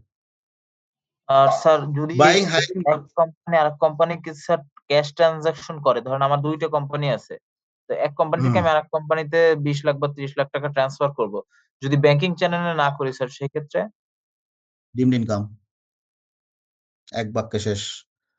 Buying hire motor car GF of the company, যদি কোনো গাড়ি কিনেন, সে গাড়ির ভ্যালু যদি আপনি পেইড আপ ক্যাপিটালের 10% উপরে যদি হয়ে থাকে, তাহলে সেটা ডিমড ইনকাম। একটু আগে যে একজন বলতেছিলেন cash loan transfer advance deposit within the bank transfer, যদি সেটা 5 লাখ টাকা পর্যন্ত হয় তাহলে ঠিক আছে, 5 লাখ টাকার উপরে গেলে ডিমড ইনকাম। ক্লিয়ার? এখন মনে করেন আপনি 3 জন থেকে নিছেন 2 লাখ 2 লাখ 2 লাখ করে, এই 2 লাখ আপনি ক্যাশে নিছেন, টোটালি আপনার 5 লাখ ক্রস করছে ডিমড ইনকাম। আপনি 3 লাখ টাকা নিছেন, ওকে, শুধু 3 লাখ টাকা লোন নিছেন ক্যাশে, সেটা ঠিক আছে, অ্যাকসেপ্টেবল। বাট মোর দেন 5 লাখ হলে পুরোটাই, মনে করেন 6 লাখ নিছেন, 1 লাখ টাকা ডিমড ইনকাম না, পুরো 6 লাখ টাকা ডিমড ইনকাম, মাথায় রাখেন। আনপেড কনস্ট্রাকশন ম্যাটেরিয়াল, অনেক সময় এটা দেখা যায় যে আপনি একটা বিল্ডিং একটা কনস্ট্রাকশন করতেছেন, আপনি বলতেছেন যে ভাই আমি রড সিমেন্ট এটা সেটা সব বাকিতে নিছি, আমি সব বাকিতে নিছি, পেমেন্ট দেখাইতে পারতেছেন না, এই বাকিতে নিছেন, এটা যদি 2 বছরের ভিতরে পে না করেন, পেমেন্ট দেখাইতে না পারেন, তাহলে ডিমড ইনকাম। ক্লিয়ার? জিনিসগুলো আমি খুব সহজে বলতেছি, বাট এগুলো এত সহজ না, আপনাকে আরো কয়েকবার পড়তে হবে। এটা লাগবে না, যাই হোক, এটা থাকুক। হ্যাঁ, এখন আসেন, আমার যে সোর্স অফ ইনকামের 7টা সেকশন শেষ, তার মানে আপনি এখন ট্যাক্সেবল ইনকাম ক্যালকুলেট করার মতো ক্যাপেবল পারসন। বলেন, সবাই কি ক্যাপেবল স্যাররা? স্যার ইনশাল্লাহ স্যার। স্যার ইনশাআল্লাহ, থ্যাংক আমাদের ইউ। কিছু ইনশাআল্লাহ। স্যার কিছু হুম, এভাবে ইম্পর্টেন্ট দেখে স্যার আমাদেরকে এখন একটু আবার পুরো 6টার উপর যদি একটু আবার নাট ছেলে বলতেন, পুরো 6টার উপর একটু। এখন জি এটা স্যার। বলতে গেলে আপনার ইয়ে হবে, আপনি একটু পড়েন, নেক্সট ক্লাসে আমরা একটু সামারি করে 6-7টা সেকশন একটু একটু আলাপ করব, তাহলে আপনাদের কাজে আসবে। যদি আপনি একদম না পড়েন, আমি যদি এখন সামারি করতে যাই, আমি অনেক সংক্ষেপে বলবো, সেটা আর বরঞ্চ মিসগাইড হবে। আমি সেই জায়গা থেকে আপনারা পড়ে আসেন, নেক্সট ক্লাসে 5-7 মিনিট 10 মিনিট এই 7টা নিয়ে আমরা একটু আলাপ করবো, আপনারা আলাপ করবেন, দেন আপনাদের আরো একটা ভালো হবে। আপনাদেরকে পড়তে হবে ব্রাদার। আপনারা, আমি জানি অনেকে এখানে শুধুমাত্র পার্সেন্টেজের জন্য আসছেন, ওকে সেটা তার অবজেক্টিভ, বাট যদি জানতে হয় আমাদের এই জিনিসগুলোর পরে আপনাদেরকে এগুলো পড়তে হবে। এত সংক্ষেপ না, একটা ইনকাম ট্যাক্সের বই খেয়াল করেন, এটা কতটুকু বই দেখেন, এটাকে আপনার 8-10টা 30টা 50টা স্লাইডে নিয়ে আসা সম্ভব না। জি স্যার, বুঝাতে পারছি ভাই? জি এটা স্যার। আপনাদেরকে আমি আবারও বলি একটা কথা, আপনাদের কাছে মনে হতে পারে জিনিসগুলো খুব সহজ, কারণ আমি সহজভাবে প্রেজেন্টেশন করে আনছি। This is not the easy task. তাহলে সবাই ট্যাক্স পারতো, সবাই ট্যাক্স বুঝতো। আমরা এখনো 5% ট্যাক্স পারি, এটা আমি বলতে পারি না। ক্লিয়ার? জি স্যার। আচ্ছা, এখন তো ট্যাক্সেবল ইনকাম বুঝলেন, বাই করলেন, এটা অ্যালাউবল, এটা ডিসঅ্যালাউবল, এটা অ্যাডমিসেবল, এটা unadmissible, income from employment, income from rent, income from agriculture, income from capital gain, income from other source, business income, সবই তো করে ফেললাম। তাহলে আমি তো ট্যাক্সেবল ইনকাম বের করে ফেললাম। কোন কোনের উপর ট্যাক্স হবে সেই ফিগারগুলো সেই হেডগুলো, সেই ফিগারগুলো বের করলাম। এখন কি করব? এখন হচ্ছে ট্যাক্স রেট। এই যে আমরা ট্যাক্স বের করব, মোস্ট অফ দ্য কেস কিছু পার্সেন্টেজের উপর দিয়ে ক্যালকুলেট করতে হয়। তাহলে ট্যাক্স রেট কত রকমের আছে সেটাও তাহলে বুঝতে হবে। প্রথমে বুঝতে হবে আমাদেরকে ইন্ডিভিজুয়ালের জন্য ট্যাক্স রেট একরকম, বিজনেস বা কোম্পানির জন্য বিভিন্ন এর জন্য ট্যাক্স রেট আরেক রকম। ট্যাক্স রেট হচ্ছে কি, যে ট্যাক্সেবল ইনকামটার উপরে যে পার্সেন্টেজটা দিয়ে ক্যালকুলেট করা হয়, this is call the tax rate. ইন্ডিভিজুয়ালের ক্ষেত্রে আসি, আপনারা মাথায় রাখবেন, এখানে আমরা দেখবো একটা হচ্ছে অ্যাসেসমেন্ট ইয়ার 25-26, আর হচ্ছে 26-27, 27-28, এইগুলো দেওয়া আছে। দেখেন বলা আছে কি 25-26-এ আপনার এটাই আপনাদের জন্য অ্যাপ্লিকেবল, কারণ আপনারা পরীক্ষা দিবেন কবে, কোন কোন মাসে বলেন তো? স্যার মে মাসে। মে মাসে দিবেন, স্যার দ্যাট ইজ আগামী জুন জুলাই পর্যন্ত। হ্যাঁ, আপনার 25-26 এটাই হবে, বাট আমাদের এটা ডিক্লেয়ার করা আছে, সেজন্য এটাও জেনে রাখতে হবে।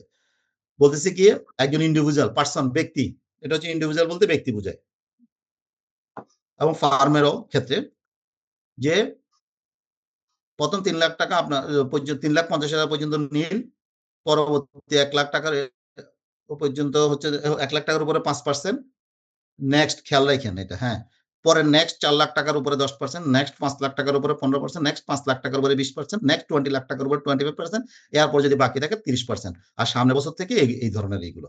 আর এখানে একটা কথা বলা আছে, এক্সক্লুডিং ফার্মেটটা বলেছে, হ্যাঁ, যে ইনিশিয়ালটা, এই যে ইনিশিয়াল 3.5 লাখ টাকা, এটা আবার ক্ষেত্র বিশেষে একটু চেঞ্জ হয়, বাকিগুলো সবসময় ঠিক থাকবে। ক্ষেত্র বিশেষে কিরকম, ব্যক্তি মাহবুব, পুরুষ, 60 বছরের নিচে, 65 বছরের নিচে আমার বয়স, আমার জন্য 3,50,000। এখানে যদি কোনো ফিমেল কলিগ থাকে, আমার ফিমেল কলিগ, সে ফিমেল হওয়ার কারণে তার জন্য 3,50,000 না, তার জন্য হচ্ছে যে 4 লাখ টাকা। প্রথম এই 3 লাখ টাকার জায়গায় 4 লাখ টাকা হবে, 3,50,000 টাকা 4 লাখ টাকা, বাকিগুলো সেম। তার মানে প্রথম 4 লাখ টাকা নিন, পরবর্তী 1 লাখ টাকার উপরে 5% এইভাবে করে যাবে। যদি জেনারেল ট্যাক্স পেতে বলে দিলাম, থার্ড জেন্ডার হলে 4,75,000, প্রথম 4,75,000 টাকা ফ্রি, ফিজিক্যালি চ্যালেঞ্জ পার্সনের জন্য 4,75,000 টাকা ফ্রি, গ্যাজেটেড মুক্তিযোদ্ধাদের জন্য 5 লাখ টাকা পর্যন্ত ফ্রি। এখানে খেয়াল রাখেন, ওমেন এবং senior citizen 65, senior citizen both mail এবং ফিমেল, সেক্ষেত্রে 4 লাখ টাকা। তাহলে এইতে আপনাকে ট্যাক্সটা এইভাবে ক্যালকুলেট করতে হবে। ক্লিয়ার সবাই? জি স্যার।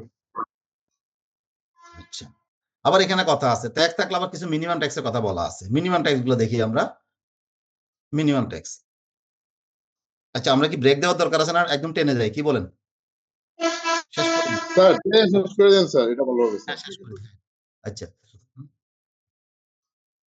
মিনিমাম ট্যাক্স, মিনিমাম ট্যাক্সের কথা যেটা বলা আছে, ট্যাক্স পেয়ার, এক্সিস্টিং ট্যাক্স পেয়ারের ক্ষেত্রে আমার এতে 5,000 টাকা, যদি নতুন ট্যাক্স পেয়ার হয় তাহলে যে আগে কখনো ট্যাক্স দেয় না, নতুন ট্যাক্স পেয়ার হলে তার 1,000 টাকা। হ্যাঁ, এখানে আমরা এটা পড়ে নেবেন, বুঝতে পারবেন।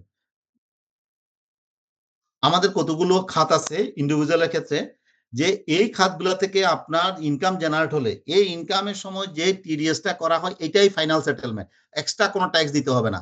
যেমন আমি একটা কথা বলি, সঞ্চয়পত্র, আমাদের অনেক সময় অনেকে সঞ্চয়পত্র থাকে, অনেকের আছে শুধুমাত্র সঞ্চয়পত্র ইনকামই আছে, তার কোনো আর কোনো ইনকাম নাই। তাহলে এই যে সঞ্চয়পত্র ইনকামটা যখন আপনার অ্যাকাউন্টে দেয়, তখন করে কি টিডিএস করে রাখে ব্যাংক, বাংলাদেশ ব্যাংক অথবা ব্যাংক টিডিএস করে রাখে সঞ্চয়পত্র। তাহলে মনে করেন আপনি 1 লাখ টাকার এগেনস্টে 10 লাখ টাকার সঞ্চয়পত্র আছে, 10 লাখ টাকার এগেনস্টে আপনি 1 লাখ টাকা ইন্টারেস্ট পাচ্ছেন, 1 লাখ টাকা থেকে 10%, 10,000 টাকা আপনি কেটে রাখছেন, বাকি 90,000 টাকা দিছে। তাহলে আপনার যদি এই ধরনের ইনকাম থাকে, যে ট্যাক্সটা কেটে রাখছে সেটাই ফাইনাল ট্যাক্স, সেটাই ফাইনাল সেটেলমেন্ট। সেটার জন্য এডিশনাল কোনো ট্যাক্স আসবে না, কোনো স্ল্যাবে ফেলানোর দরকার নেই, ওইটাই ফাইনাল ট্যাক্স। এই ধরনের গুলো হচ্ছে 4টা: ইন্টারন্যাশনাল সঞ্চয়পত্র, compensation of against the acquisition of property, export cash subsidy, যেটা subsidy, capital gain transfer of the property. এই ধরনের ক্ষেত্রে এগুলাতে যে টিডিএসটা হবে, ইনিশিয়ালি যে ট্যাক্সটা হবে, সেটাই ফাইনাল ট্যাক্স। এটা আমরা আসলে যখন একটা ম্যাথ করব তখন আপনার এই জিনিসগুলো আমাকে বারবার এখানে আসতে হবে, তখন আমি আরো ডিটেলস এটা আলাপ করবো। But in generally minimum tax হচ্ছে যে 5,000 টাকা, নতুন ট্যাক্স পেয়ারের জন্য 1,000 টাকা। আর এই ধরনের যাদের ইনকাম থাকবে তাদের এই উৎসস্থলে যে ট্যাক্সটা ডিডাক্ট করে আছে সেটাই ফাইনাল সেটেলমেন্ট হিসাবে পরিগণিত হবে। আসসালামু আলাইকুম স্যার। হ্যাঁ বলেন স্যার, আমিনুল। স্যার বলছিলাম হচ্ছে এই ইন্টারেস্ট অন সঞ্চয়পত্র। স্যার অনেক সময় সঞ্চয়পত্রের আমি এই বছর আমাদের একটা সঞ্চয়পত্রে দেখলাম 5% কাটছে স্যার, কিন্তু অনলাইন যখন সাবমিশন করতে গেল তখন ওই বাকি টাকাটা আপনার পেয়েবল দেখাচ্ছিল। সঞ্চয়পত্র থেকে মানে সঞ্চয়পত্রের টিডিএস সার্টিফিকেট যেটা দিছে, এই সার্টিফিকেটে 5% ডিডাকশন ছিল টিডিএস। এটা জেনারেলি তো 10%, কিন্তু সঞ্চয়পত্র স্যার 5% না, 10%। 10% হবে স্যার, কিন্তু ওইটাতে 5% করা ছিল। ভুল, এটা ভুল 5% করা করছে, থাকাতে পরে যখন আমরা ওটা ভুল অনলাইনে করছে, সাবমিট করতে গেলাম তখন ভুল করছে। ওটা যে কাটছে ব্যাংক কর্তৃপক্ষ ভুল করছে। স্যার এর জন্য খেসারত মানে এটা বাকি এটা কি আবার করা পাওয়া যাবে না স্যার? মানে সঞ্চয় এইটা তো একদম এক্সেপশনাল ঘটনা বললেন, হিসাবে তো ভুল করছে, কারণ আবার 5 লাখ টাকার উপরে 5%, না এটা তো নাই, এটা ভুল করছে। এটা আপনার 10%ই হবে, আপনার যেভাবে আমাদের অনলাইনে যেরকম আছে সেই রেটে এটা হবে, ওই 10% পর্যন্ত হবে ফাইনাল সেটেলমেন্ট। আচ্ছা, এরপর আসেন, আমাদের অনেকের গাড়ি থাকে, হ্যাঁ, অনেকের আপনাদের গাড়ি থাকে। এই গাড়ি যদি আপনার সেটাও আপনার অনেকটা ফাইনাল ট্যাক্সের মতো পারে। অ্যাডভান্স ট্যাক্স, আমরা গাড়ি যখন ফিটনেস করতে যাই তখন আমাদেরকে একটা ট্যাক্স দিতে হয়। 1500 সিসি হলে 25,000 টাকা। তারপরে এই ধরনের কিছু স্ল্যাব আছে, এই স্ল্যাবের উপরে গেলে আপনাকে বিভিন্ন ধরনের ট্যাক্স দিতে হয়। এগুলো আমার অ্যাডভান্স ট্যাক্স হিসেবে পরিচিত হয়, বাট এটা রিফান্ড দেয় না। এটা রিফান্ড দেন না, বাট আপনার যখন আপনার ট্যাক্স লায়াবিলিটি ক্রিয়েট করবেন, সেই ট্যাক্স লায়াবিলিটি থেকে অ্যাডভান্স ট্যাক্স হিসেবে এটা বাদ দিতে পারবেন ফাইনাল ট্যাক্স পেবল ক্যালকুলেট করার সময়। Advance tax paid against motor vehicle shall not be refundable even if tax liability from income regulations is lower than the advance tax. আপনি মনে করেন টোটাল ট্যাক্স ক্যালকুলেট করে আপনার ট্যাক্স আসছে 20,000 টাকা, কিন্তু আপনার একটা গাড়ি থাকাতে আপনার অ্যাডভান্স ট্যাক্স 25,000 টাকা অলরেডি আপনি অ্যাডভান্স ট্যাক্স করবেন, তাহলে আপনি 20,000 টাকা হবে না, আপনার 25,000 টাকাটাই আপনার ট্যাক্স লায়াবিলিটি হবে। যদি আপনার মনে করেন যে 40,000 টাকা আসতো, অ্যাডভান্স ট্যাক্স 25,000 টাকা দিয়েছেন গাড়ির কারণে, বাকি 15,000 টাকা দিবেন। যদি 20,000 টাকা আসে, ওই যে 25,000 টাকা দিয়েছেন ওইটাই ফাইনাল ট্যাক্স। সারচার্জ, আমাদের কিছু সারচার্জ থাকে, মানে যাদের পয়সা বেশি, যাদের অর্থ বেশি, তাদেরকে বলছে তোমরা ট্যাক্স দিলে হবে না, ট্যাক্সের সাথে কিছু আরো তুমি ধনী ব্যক্তি হিসাবে তোমাকে আরো কিছু সারচার্জ দিতে হবে। সেই সারচার্জটা কিরকম? যদি আপনার লাইফ স্টাইল এক্সিড করে 40 মিলিয়ন টাকার উপরে, 4 কোটি টাকার উপরে, যদি আপনার ওয়েলথ স্টেটমেন্ট যদি আপনি এক্সিড করে লাইফ স্টাইলে, তাহলে আপনাকে সেটার উপরে সারচার্জ দিতে হবে, আরো যেটা আছে। এবং আরো যেটা, if the total net wealth and individual taxpayer as the personal balance sheet lifestyle settlement exceed 40 million, then surcharge on tax be are as follows. কিরে বাবা, যদি 40 লাখ টাকা পর্যন্ত, 40 মিলিয়ন টাকা পর্যন্ত, দ্যাট ইজ 4 কোটি টাকা পর্যন্ত আপনার সারচার্জ নাই। 4 কোটি টাকা থেকে যদি এই 10 কোটি টাকা পর্যন্ত হয় 10%, তারপর 10 কোটি টাকা থেকে 20 কোটি টাকা হলে 20%, 20 কোটি টাকা থেকে 50 কোটি হলে 30%, 50 আরো 50 কোটি টাকার উপরে হলে 35% আপনাকে এই ধরনের আরো এডিশনাল সারচার্জ দিতে হবে। আবার কিছু এনভায়রনমেন্ট, এটা কি বলেন। ট্যাক্স দেওয়ার পর তারপর এক্সট্রা আরো 10%? হ্যাঁ, আপনি যখন ট্যাক্স লায়াবিলিটি ক্যালকুলেট করবেন আপনার ইনকাম অনুযায়ী, সেই ট্যাক্স লায়াবিলিটি ক্যালকুলেট করার পরে আপনার যে ট্যাক্সটা আসবে, মনে করেন আপনার ট্যাক্স আসছে 2 লাখ টাকা, তাহলে আপনার আবার ওয়েলথ স্টেটমেন্টটা আপনার আছে হলো 20 কোটি টাকা সম্পত্তি আছে, তাহলে ওই 2 লাখ টাকার উপরে 20% আরো 40,000 টাকা ট্যাক্স আপনাকে গুনতে হবে, কারণ আপনি ধনী সেজন্য। মানে ট্যাক্স লায়াবিলিটির উপরে আরো 10%? হ্যাঁ, ট্যাক্স লায়াবিলিটির উপরে ট্যাক্স যেটা ক্যালকুলেট হয় সেটাও 10%, বা যে স্ল্যাবে যেটা থাকে না আপনার ওয়েলথ স্টেটমেন্ট অনুযায়ী, তারপর ট্যাক্স পেয়েবল ক্যালকুলেট করবে। এবং এনভায়রনমেন্টাল চার্জ, এটা হচ্ছে যে একটু যাদের গাড়ি থাকে তাদেরকে এটা পে করতে হয়। আমাকে শোনা যাচ্ছে রে? স্যার গাড়ি যদি আচ্ছা, 2টা থাকে? 2টা থাকলে আসেন সেটা দেখি কি বলে এরা। এই দেখেন, individual tax for having more than one personal vehicle, more than one. একটা থাকলে তো ওই অ্যাডভান্সে যেটা দিলেন, যদি মোর দেন ওয়ান থাকে will be search the environmental charge, environmental charge দিতে হবে, এডিশনাল দিতে হবে 1500 সিসি পর্যন্ত 25,000, 1501 থেকে 2000 পর্যন্ত 50,000, এইভাবে আপনাকে এডিশনাল এবং অ্যাবাভ 3005 হলে 3500। আবার এটার কথা একটা বলা আছে, দেখি আছে কিনা এখানে বলা। দেখেন এখানে কি বলছে, in case of more than one vehicle, surcharge will be exempted on the vehicle with the lowest applicable surcharge will be applicable on the environmental surcharge will be calculated on the such vehicle registered or fitness renewal authority. এটা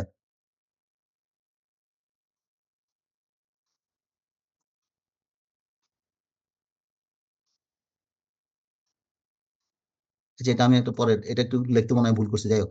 তো এই ধরনের surcharge এটা দিতে হবে। আরেকটা কথা বলা আছে, এটা কোথায়, আচ্ছা এখানে দেখেন, এটা বুঝতেছেন, environment charges will be applicable, will not be applicable for bus, minibus, coaster, premier mover truck, lorry, lorry এই ধরনের ক্ষেত্রে environmental charges পে করতে হবে না। যারা সাধারণত প্রাইভেট কার, প্রাইভেট ইউজ যেগুলো থাকে ওই ধরনের ইউজগুলোর জন্য মনে করেন যে জিপ, সিডান কার, ওগুলোর কথা বলা আছে। মিনিমাম ট্যাক্স ফর ইন্ডিভিজুয়াল বলছি, এটা এক ফাঁকে বলে ফেলছি। তারপরে এটা একটু দেখি 25-26টা আপনারা দেখেন। 25-26 হচ্ছে যে ঢাকা সিটি কর্পোরেশন হলে 5,000 টাকা, এনে আদার করলে 4,000 টাকা, আদার হলে 26-27 থেকে সবার জন্য 5,000 টাকা, 27 থেকে সবার জন্য 5,000 টাকা। আপনারা কোন এরিয়াতে পড়তেছেন সেটা দেখে নিন, কোন অ্যাসেসমেন্ট ইয়ারে।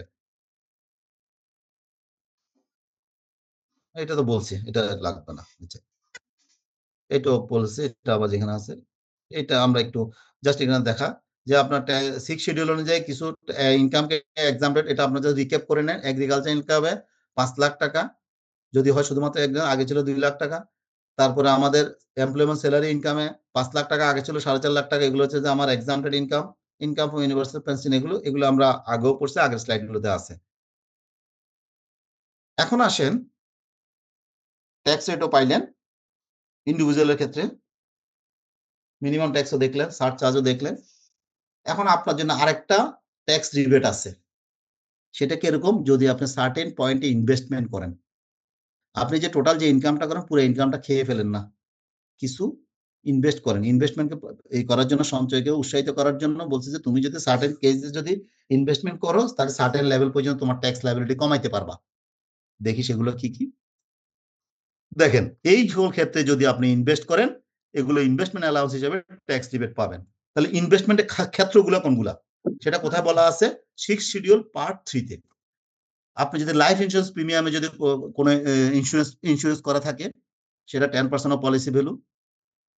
কন্ডিশন বোথ এমপ্লয়ার এবং রিকগনাইজড প্রভিডেন্ট ফান্ডে যদি কোনো আপনার কন্ট্রিবিউশন থাকে, এটা লিমিট নাই, আপনি এটা ইনভেস্টমেন্ট অ্যালাউন্স পাবেন, ইনভেস্টমেন্ট পাবেন।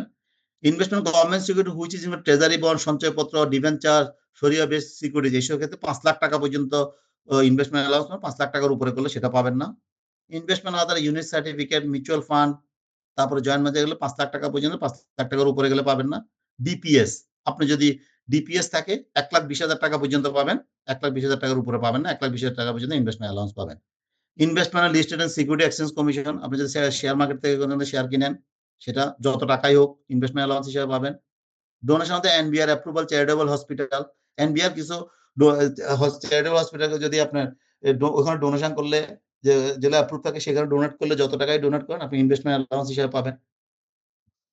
তারপরে অর্গানাইজেশন স্টাফ ওয়েলফেয়ার, এটাকে ডিসেবল পিপলদের জন্য যে অ্যাপ্রুভাল যে আছে সেগুলোর যদি কোনো ইনভেস্ট করেন, কোনো টাকা দান করেন, ইনভেস্ট না ঠিক আসলে এগুলো দান, এগুলোকে ইনভেস্টমেন্ট বললে ভুল হবে, ডোনেশন। জাকাত ফান্ডে যদি কোনো ডোনেট করেন আমাদের এই অনুযায়ী, কন্ডিশনটা এনি এনবিআর অ্যাপ্রুভ বেনিফিট ফান্ডে যদি কোনো কন্ট্রিবিউট করেন, এগুলো হলে আপনি এবং donation to the liberation of war মিউজিয়ামে যদি কোনো ডোনেট করেন, এই ধরনের ডোনেট গুলো আপনি ইনভেস্টমেন্ট অ্যালাউন্স হিসেবে কনসিডার হবে। সোজা কথা হচ্ছে যে আপনার ট্যাক্স লায়াবিলিটি ক্যালকুলেট করার পরে আপনার যদি এইসব খাতে যদি কোনো ইনভেস্টমেন্ট থাকে, কোনো ডোনেশন থাকে, সেটার উপরে একটা পার্সেন্টেজ আপনি ট্যাক্স রিবেট হিসেবে পাবেন। পার্সেন্টেজটা কত সেটা বলতেছে 3টা শর্তের ভিতরে, যেটা ছোট 3% অফ ট্যাক্সেবল ইনকাম। আপনি যে ট্যাক্সেবল ইনকাম, এই যে 60টা খাতে 60টা হেড থেকে যে ট্যাক্সেবল ইনকাম বের করলেন, সেটা 3% অর 50% অফ অ্যাকচুয়াল ইনভেস্টমেন্ট, আপনি অ্যাকচুয়ালি যে ইনভেস্টমেন্টটা করছেন সেটার 15%, অথবা 10 লাখ টাকা। এই তিনটে ফিগারের ভিতরে যেটা ছোট, সেই ছোট ফিগারটা আপনার ট্যাক্স ক্যালকুলেট যে করবেন সেটার থেকে আপনি বাদ দিতে পারবেন। ওকে, যেমন আমি যদি একটা এক্সাম্পলের কথা আসি, after deducting allowable expenditure of mister x taxable income 30 lakh টাকা। তার টোটাল ট্যাক্সেবল ইনকাম 30 লাখ টাকা এমপ্লয়মেন্ট, 10 লাখ টাকা ইনকাম ফ্রম রেন্ট, 7 লাখ টাকা ইনকাম ফ্রম এগ্রিকালচার, 5 লাখ টাকা ইনকাম ফ্রম আদার সোর্সেস।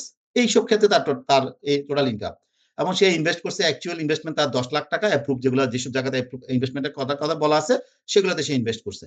এখন আপনাকে বলতেছে ট্যাক্স রিবেট বের করতে, আপনি কত টাকা ট্যাক্স রিবেট পাবেন এবং নেট ট্যাক্স লায়াবিলিটি কত হবে, বলেন পারবেন এটা করতে?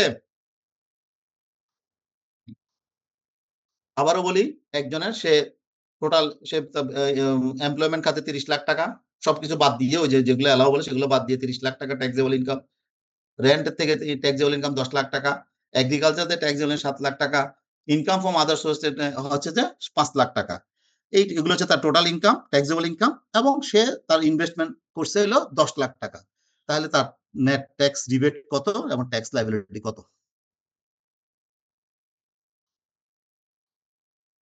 কে পারবে? স্যার একটু সময় লাগবে স্যার। সময় লাগবে না, এটাই তো সমস্যা, সময় তো নাই আমাদের। আচ্ছা দেখেন তো, আমরা একটু দেখি। স্যার ওই আমি আস্তে 30 আস্তে লাখটা স্ল্যাব রেটে যাবে, তারপরে হচ্ছে এই দেখেন টোটাল ইনকাম দেখেন, income from 30 lakh, income from 10 lakh, agriculture income 7 lakh, other সবকিছু ডিডাকশন অ্যালাউবল এক্সপেন্ডিচার পাওয়ার পরে আর কি। হ্যাঁ, এটা আমরা ওভাবে ধরে নিলাম 52 লাখ টাকা। তাহলে দেখেন, তাহলে আমাদের কি, সে পুরুষ মানুষ, 60 বছরের নিচে, 65 বছরের নিচে বয়স তার, প্রথম 3,50,000 জিরো, 1 লাখ টাকার উপরে 5%, 4 লাখ টাকার উপরে 10%, 40,000 টাকা, 5 লাখ টাকার উপরে 75,000 টাকা, পরবর্তী 5 লাখ টাকার উপরে 20%, 1 লাখ টাকা, 20 লাখ টাকার উপরে 25%, 5 লাখ টাকা, বাকি যেটা আছে সেটার উপর 30%। টোটাল তার ট্যাক্স আসছে হলো 11,25,000 টাকা। এখন এই 11,25,000 টাকা ট্যাক্স দিতে হবে। যদি সেই কোনো ইনভেস্টমেন্ট না থাকতো তাহলে 11,25,000 টাকা তাকে ট্যাক্স দিতে হবে। এখন সেই ইনভেস্টমেন্ট আছে কত? 10 লাখ টাকা। তাহলে সে এখন ইনভেস্টমেন্ট রিবেট পাবে কত? কত পাবে বলেন তো? 15%। 3% of taxable income, that is 11,25,000 টাকা 3%, একটা অ্যাকচুয়াল ইনভেস্টমেন্টের 15%, that is 10 লাখ টাকার 15% হচ্ছে 1.5 লাখ টাকা, এবং 10 লাখ টাকা। এই তিনটা ফিগারের ভিতরে যেটা ছোট, 3% of taxable income হচ্ছে 1,56,56,000 টাকা, 15% of actual investment 1,50,000 টাকা, 10 লাখ টাকাতে 10 লাখ। এই তিনটার ভিতরে যেটা ছোট, which one is that is 1.5 lakh টাকা। তাহলে সে টোটাল তার হচ্ছে যে 11,25,000 থেকে 1,50,000 টাকা বাদ দিয়ে তার ট্যাক্স, নেট ট্যাক্স লায়াবিলিটি দাঁড়ালো, পেয়েবল দাঁড়ালো 9,75,000 টাকা। বলেন স্যারেরা,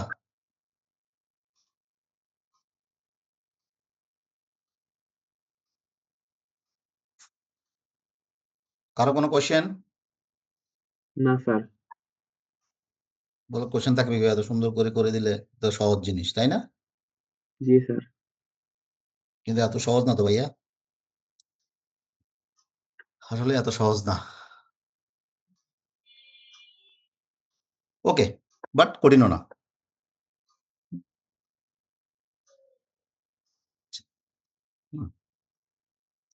তাহলে আমরা একটু মোটামুটি ফ্লেভার পাচ্ছি কিভাবে ট্যাক্স ক্যালকুলেট করতে হয়, কিভাবে আমাদের, আরে বাবা তুমি আবার হ্যাং হইলা কেন, কিভাবে আমাদের নেট আমরা জাস্ট মোটামুটি দেখতেছি। নেক্সট ক্লাসে আমি চেষ্টা করবো দুইটা অ্যাসেসমেন্ট নিয়ে আসার জন্য, দেখবো। আচ্ছা, এটা আরেকটা ইম্পর্টেন্ট পার্ট আপনাকে মুখস্থ করতে হবে। 6 শিডিউল পার্টে, 6 শিডিউল পার্টে ইনভেস্টমেন্টের জন্য, আর 6 শিডিউল পার্টে এটা সকল কোম্পানি অ্যাসেসমেন্ট বলেন, ইন্ডিভিজুয়াল অ্যাসেসমেন্ট সবার জন্য। এই ইনকামগুলো এক্সাম্পটেড, এই ইনকামগুলো উপরে ট্যাক্স হবে না।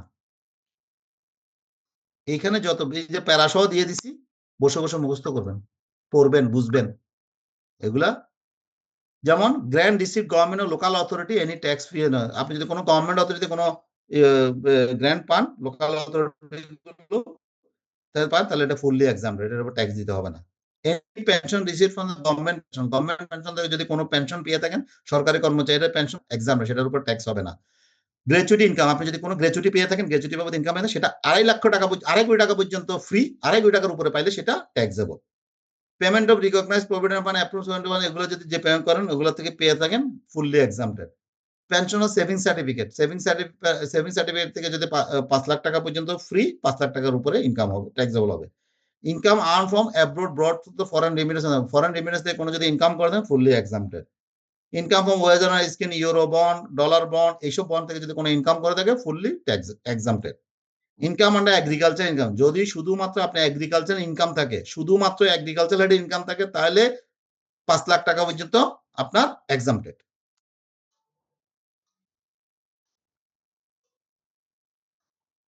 হ্যাঁ, ইনকাম ফ্রম নোবেল, রোমান, তারপরে magazine, fertiliser, simple bowler, academic award, German, এই ধরনের যদি কোনো ধরনের অ্যাওয়ার্ড পেয়ে থাকেন তাহলে fully exempted. Income from beneficiary of universal person session and national pension authority থেকে যদি কোনো কিছু পেয়ে থাকেন সেটা exempted. Gift from spouse, parent, child, sibling, এদের থেকে যদি কোনো গিফট পেয়ে থাকেন, এদের থেকে শুধুমাত্র, সেগুলো এক্সাম্পটেড। ইনকাম ফ্রম ক্যাপিটাল গেইন যদি হয় লিস্টেড কোম্পানি সাথে 50 লাখ টাকা পর্যন্ত এক্সাম্পটেড, 50 লাখ টাকার উপরে হইলে সেটা ট্যাক্সেবল। তাহলে এই ইনকামগুলোর উপরে আপনাকে ট্যাক্স দিতে হবে না।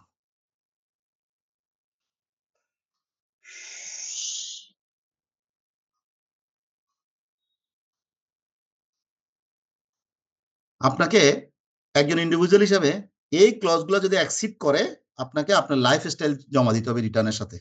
কিরকম?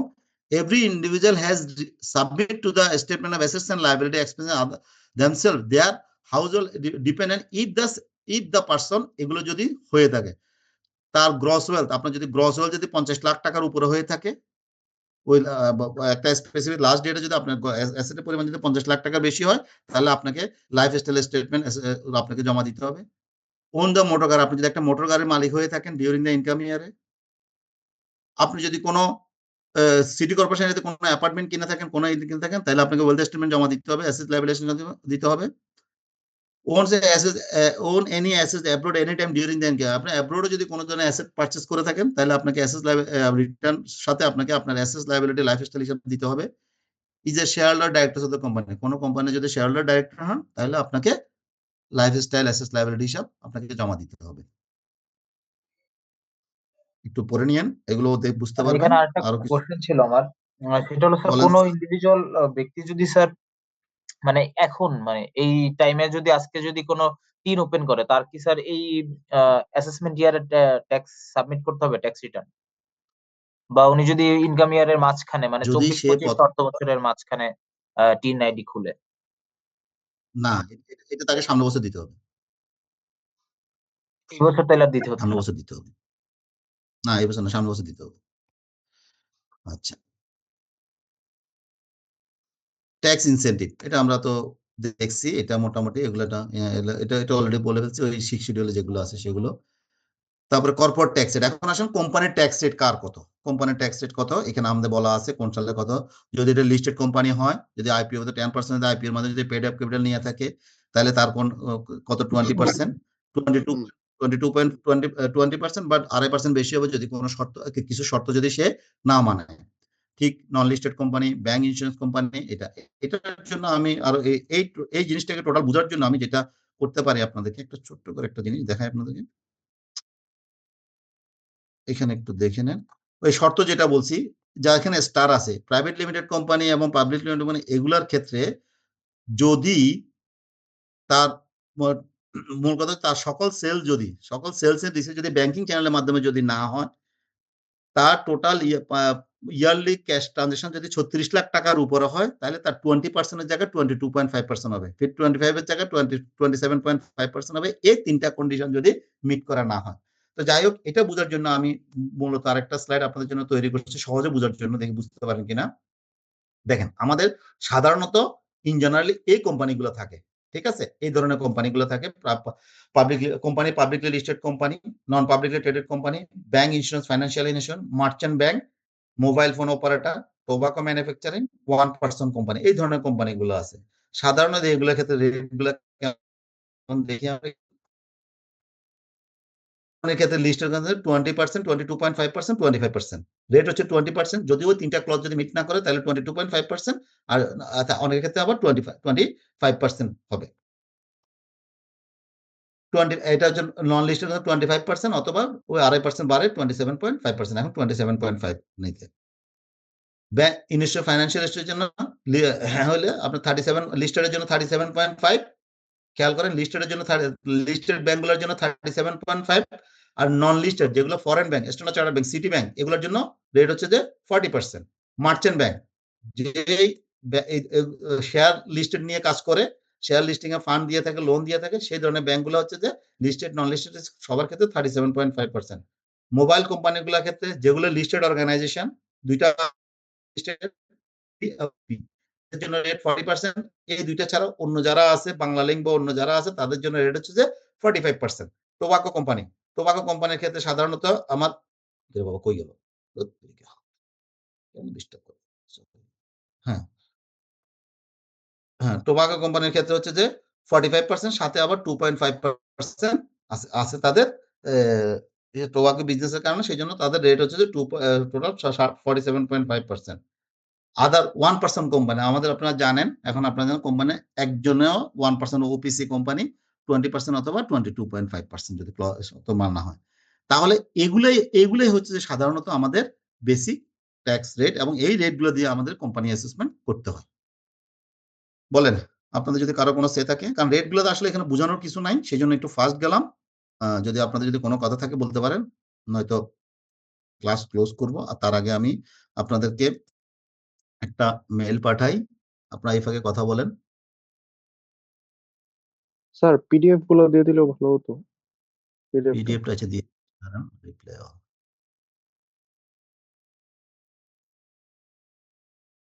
স্যার এক্সাম লিখে স্যার কষ্ট করে পিডিএফটা দিয়ে দিয়েছেন স্যার, আজকের পিডিএফটা খুবই মানে সাথে সাথে দেখতে হবে না স্যার। আর সাথে সাথে দেখতে হবে, হ্যাঁ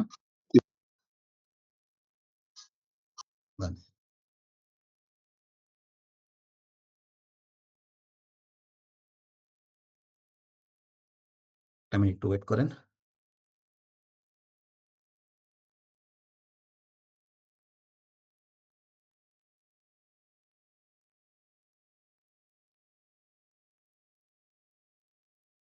দেখেন তো একটা মেল দিছি, মেলটা পান কিনা।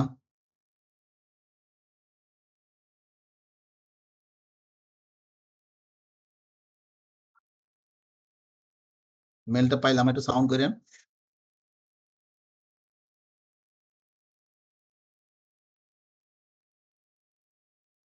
স্যার পাইলাম না তো এখনো। স্যার পাইছি স্যার। যদি ক্লাসের লিংক পেয়ে থাকেন এটাও পেয়ে যাবেন। নেক্সট ক্লাসটা খুবই ইম্পর্টেন্ট ক্লাস, একটু পড়ালেখা করে আসবেন তাহলে ভালো লাগবে, আর যদি পড়ালেখা করে না আসেন সব মাথার উপর দিয়ে যাবে। পেয়েছি স্যার।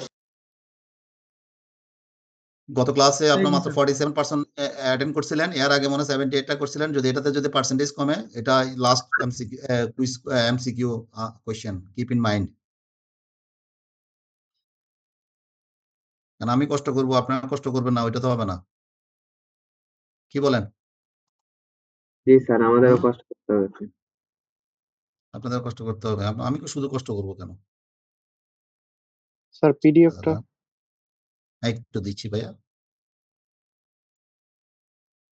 শুধু আমি কষ্ট করলে হবে না, আপনারা যদি কষ্ট করতে পারেন, দুজনে একসাথে কষ্ট করি, তাহলে কিছু ভ্যালু এডিশন হবে, না এটার জিরো।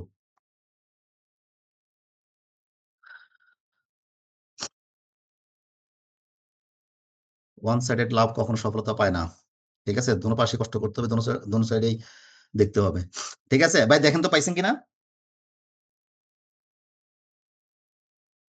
জি স্যার পাইছি স্যার। পাইছেন তো ঠিক আছে, আপনারা ডাউনলোড করে নেন। আমি এখানে রাখতে চাচ্ছি, যদি আপনারা আমাকে পারমিশন দেন। আজকে কোনো ব্রেক দিলাম না, সেই জন্য ডাইরেক্ট একদম একবারে শেষ করে দিলাম।